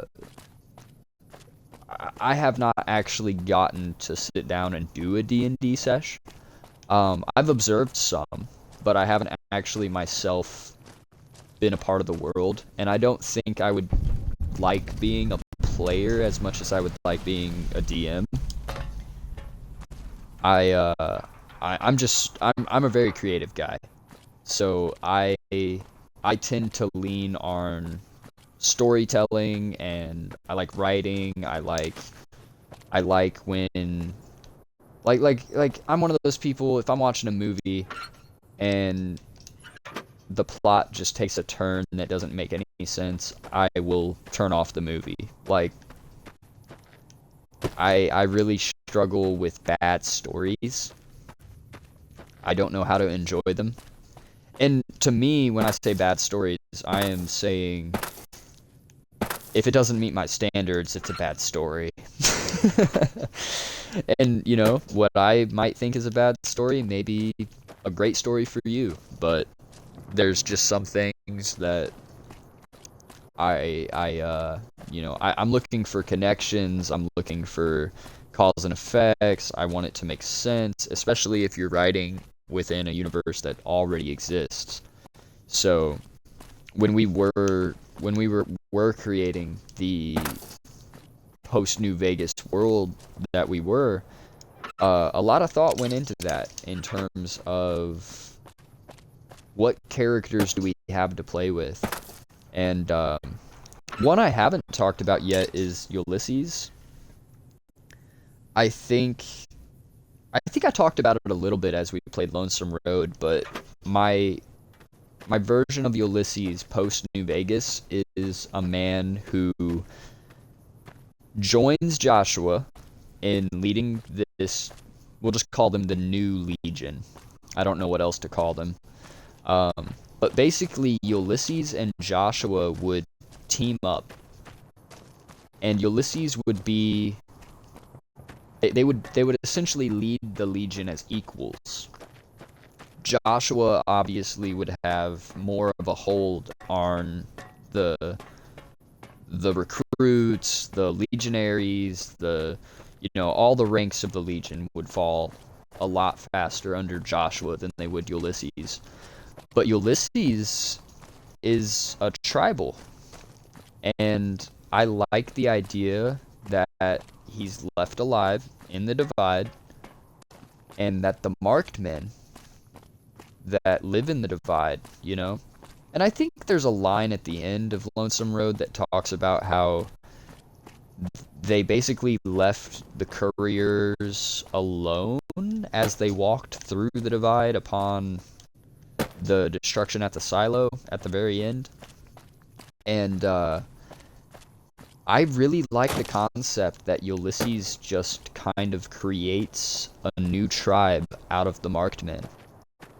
And he has enough of an understanding of Joshua that I think the marked men are really similar to Joshua.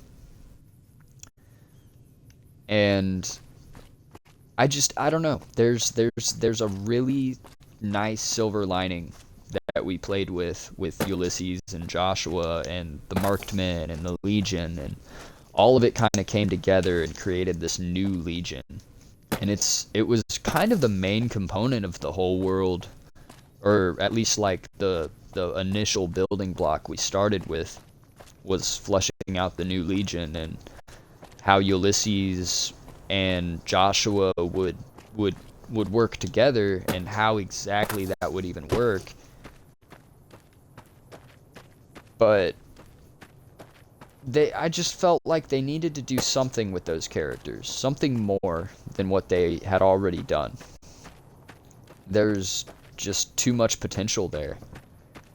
And some of the stuff that we did, it was kind of alluded to in game. I also love how the DLCs tie into the main game, and I like that the courier has some canon stuff to him while still allowing you to have freedom. I think a lot of games mess that up, where, and it's what I was talking about earlier, the idea that you're the chosen one is what ruins a lot of RPGs for me. Yeah.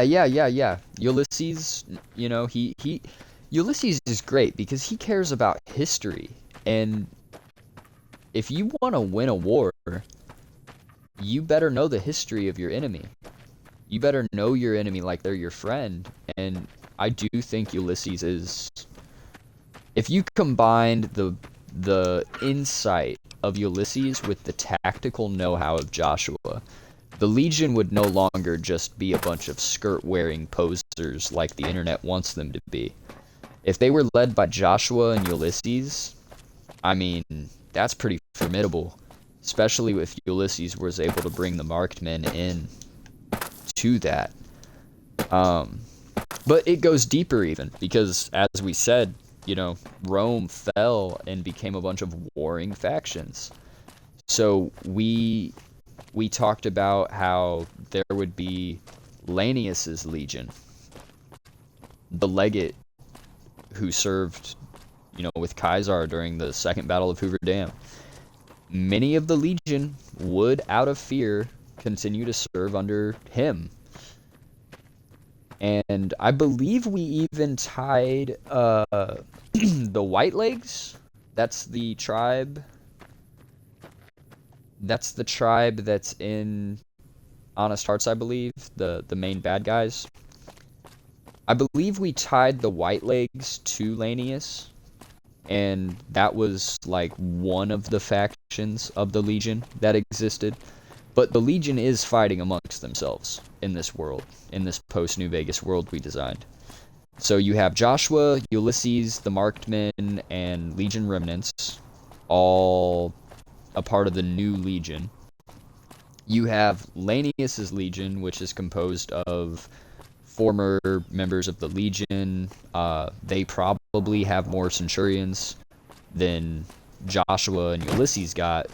But Joshua and Ulysses would have more of the new recruits and maybe even some Decanus ranked legions members and stuff like that. But Lanius would have the big players, the Centurions, and some of the like tactical hit squads that you see, or the, you know, like the ones that come after you. And then on the other end, there were three main factions of the Legion after Caesar died in this fanfiction world that we wrote. You had Ulysses and no. I almost fucked it up. Ulysses and Joshua. Lanius was his own faction. And then Volpes, and I think his name is... It's Lucian or Lucius. He's the Praetorian guy that is in the tent behind Caesar's throne. So Volpes and the legate do not get along. They would not be on the same side. So Volpes and Lucius, or whatever his name is, I can't remember if it's Lucius or Lucian or what, but that Praetorian guy, Caesar's main bodyguard dude, Volpes and him would team up as well and lead their own group of legionnaires. And those were the three factions of the Legion that we had talked about. And we even divvied it up, so Joshua pretty much had the stretch of the North Vegas highway to the dam, and most of what was along the Colorado River. Lanius was going to be hidden away somewhere, and then Volpes and Lucius, or whatever his name is, they would kind of be like the ragtag, you know, more of just like an enemy faction, no matter what type of legion. They would have held on to Caesar's ideology. So basically it was going to be three different Caesars fighting for the throne. Yeah, Fallout 3, you get abducted by aliens and you don't even tell anyone about it. You're right. That's a very fair point.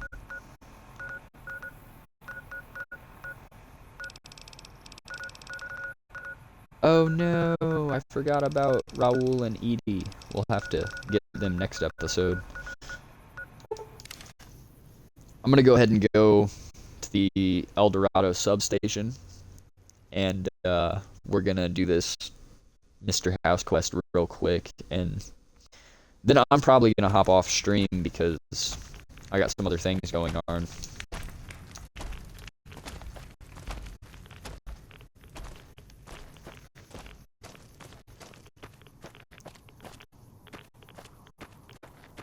I gotta make sure my house is in order. I gotta take care of the stuff.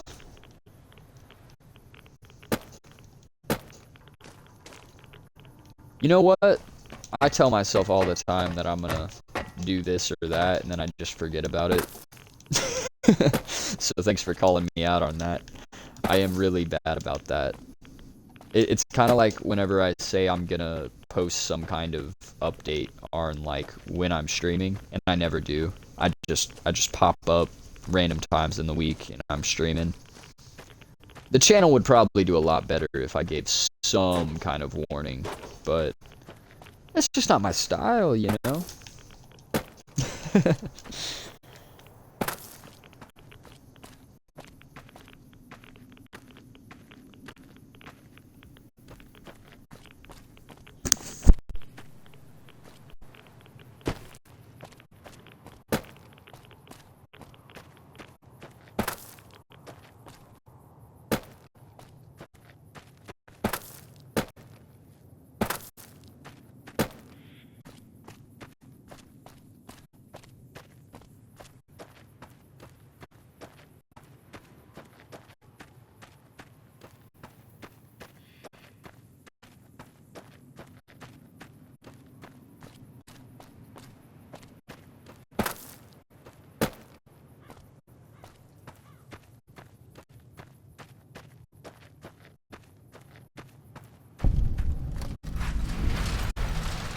Pretty sure the NCR is not gonna like me going in here. Keep moving. Alright, that's a good question. Do I prefer the New Vegas or Fallout 3 design of the mutants? Whew. Honestly, I don't know if I have a preference, because the design of super mutants differentiates by region and reasoning for their existence. They're different strains of the FEV, so I would say honestly the Fallout 1 and 2 mutants are probably the coolest. They're the most like, oh wow, like they look unique. I mean, even in New Vegas, look at Marcus, because he's more akin to what the old mutants were, compared to, you know, just a regular old mutant. But I don't know, the Nightkin, that's my answer. The Nightkin are the most intriguing to me, because they were initially way more lethal than you find them in New Vegas. In New Vegas, the Nightkin are a very, very, very dumbed down version of what they were in Fallout 1 and 2. They were originally the Spec Ops of the Master's Army.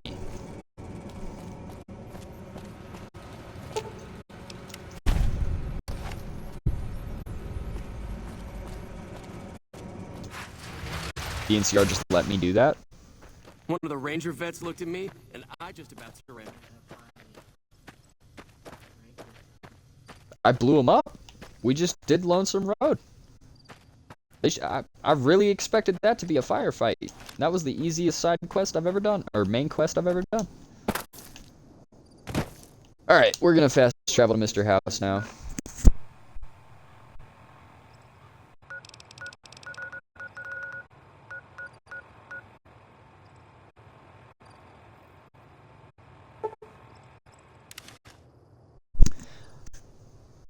But we can agree that in Fallout 4 they look like pickles. Yeah, we can agree on that completely. Fallout 4 super mutants look like pickles. I've never thought about it that way, but you're entirely right. That is irrefutable. Strong is probably one of the lame, or any super mutant in 4 is just way lamer. way lamer than what's his name in Fallout 3? Move along. Fox? Yeah, Fox. Fox is really cool. I really like him. And I really like any named Nightkin other than Tabitha. Really cool. And then yeah, Fallout 4, I didn't even think about that. The super mutants in 4 are ass.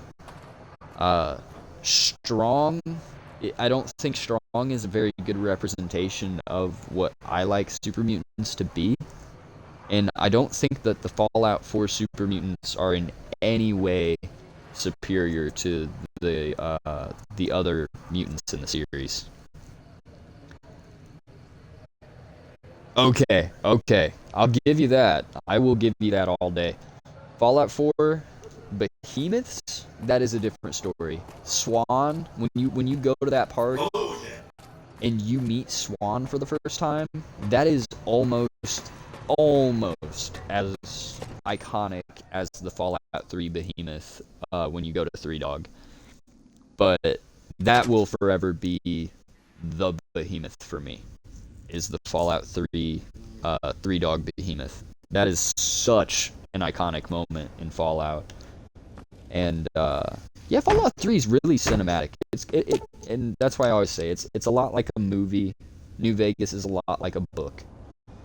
4 is a playgroundy, sandboxy, throw shit at a wall and see what sticks. That's how I feel about it.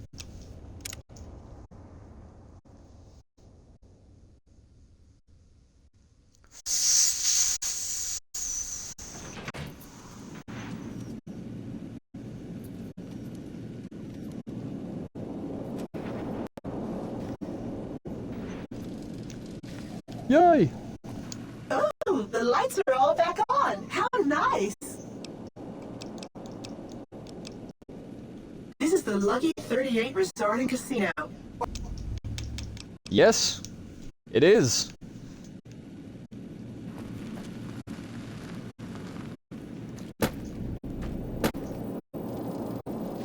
Mr. Ho Use.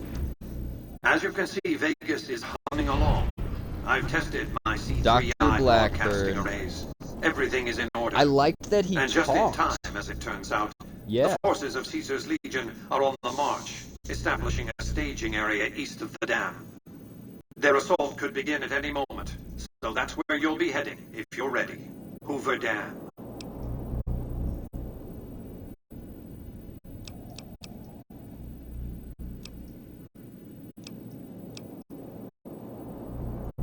Yeah, why do I need to be there? You dick. Indeed they do. An army that'll be too distracted with killing legionaries to notice the real reason you're there. Your objective is to reach a control room halfway across the dam and install an override module similar to the one you used at the substation. The override will enable me to control the entire dam's power output. You may remember how the bunker at the I fort agree was with that rather dimly sentiment. lit.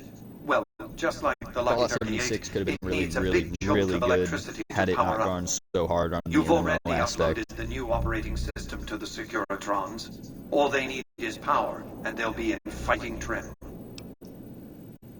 Okay, well, Then handle them with dispatch. The Legion's assault is imminent. we got our final quest for Mr. House. In the next stream, we will be finishing our Mr. House Fallout New Vegas playthrough. And then you guys be on the lookout for the beginning of our Fallout 3 playthrough. I think that's going to be a lot of fun. Like I said, I haven't played all the way through Fallout 3 probably since middle school. So there's a lot to dive into, especially with the DLCs. Yeah, that's the thing with 76 is it really doesn't equate to much because the whole concept of a canonical ending for 76 is just that the Vault Dwellers emerge and blow the shit out of the whole West Virginian landscape. And because of that, no one really survives. If you were in West Virginia that early on, you're fucked. So they're able to kind of do whatever they want.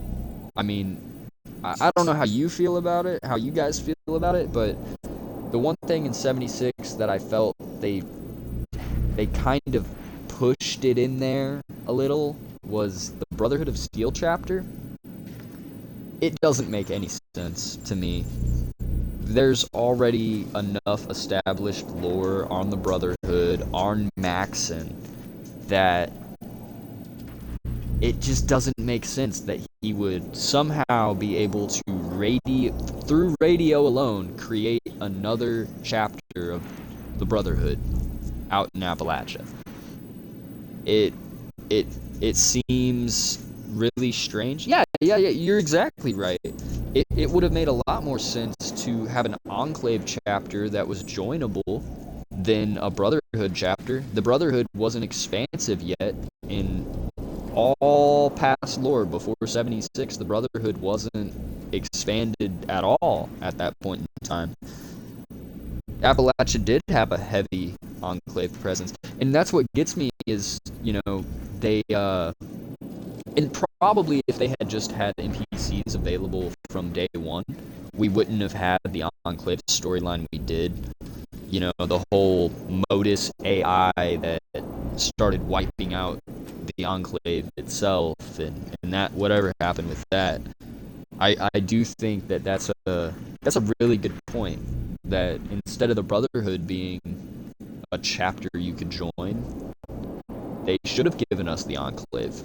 I do strongly believe that. Yeah, that's a really good point, man. All right, so final notes right here are expectations for the future on this channel. We are going to do some variety content in the future. On top of, we'll be starting our Fallout 3 playthrough. So all of this should probably happen in the next month. The next stream will probably be more of a variety. I think me and Lord Lemire will probably continue our A Way Out playthrough. And if you haven't checked that out, it's on the YouTube. If you want to take a look, we had a blast playing that. A Way Out is a really fun co-op game. I don't know if you guys are into that, but that was a pretty fun time, and we did get out. We found a way out. We found several ways out, and every time we found a way out, we were like, oh, there's another way out. Another way out. So it was a fun one to play. I hope it was fun. I hope it's fun to watch as well. Other than that, obviously, you guys are probably tired of hearing about it, not actually seeing any results from it, but we are in the works on a podcast. Me and Frank, we're both kind of at ends meet when it comes to just finding the time. There's still some stuff to hash out. We need to get it done, and that's the funny part is me and him are both like, yeah, we're ready, and it's just a matter of finding the time at this stage. So we'll probably just ghost drop it or shadow drop it basically, and you guys will check out the channel one day and just see that the podcast is going. But I don't want to make any promises or say any deadlines for that, because I just don't know. And to be honest, I don't think Frank does either. I think we're both a little caught up in other things right now. But we do still fully intend on making that happen, and we can't be more excited for it. I will say the latest you should expect it is probably towards December, because Fallout Season 2 will be coming out in December, and that is a major component of what we want to discuss on the podcast. So hopefully we can get it going before Season 2 drops, so that we can kind of make some guesstimations as to what we may see in Season 2. But, as late as December is what I'm thinking for the podcast. Even though I just said I'm not going to give you guys some deadlines. The Citrix thank you for tuning in, all viewers that have watched, enjoyed, whether it be on Twitch or YouTube. Thanks for stopping by. It's been a pleasure to have you. As always, I hope you guys have a terrific day, night, week, wherever you're at, whatever you're doing. I do appreciate Citrix. Thanks for being here and talking with me. I love when I have a active chat to discuss. Good night, man. Yeah, you have a great night. Have a good one. We'll see you next time. Don't miss that Fallout 3 stream. It's gonna be a blast. Yeah, back to final words. I think we're in a pretty good spot with the channel. I wish I could be a little more on a schedule with it, but again, and I don't know. I don't think you guys hate me for it, but you know, I gotta prioritize some things. So I stream when I can, and I stream as often as I can. So there will definitely be more content in the future. Consistently gonna be pumping out videos, streams, all that fun stuff. If you guys like what you see here on the channel, whether it be on Twitch or YouTube, hit the follow button. You know, check out, make sure you're set up to get notified on the new content. You never know what we're gonna do. You know, we could just decide one day, you know, fuck it, we're gonna play Halo again. You know, like we just have a good time. Whatever feels right, we do it. So again, thank you all for joining.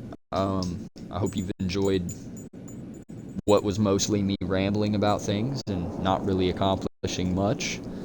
But there really wasn't much to accomplish in this video. I just, you know, it had been a while since we did Fallout. And with us beating Lonesome Road, I definitely wanted to get back in here and make some progress in the Mojave. But this next episode, its whole main focus is probably just going to be this Battle of Hoover Dam and getting this Mr. House ending.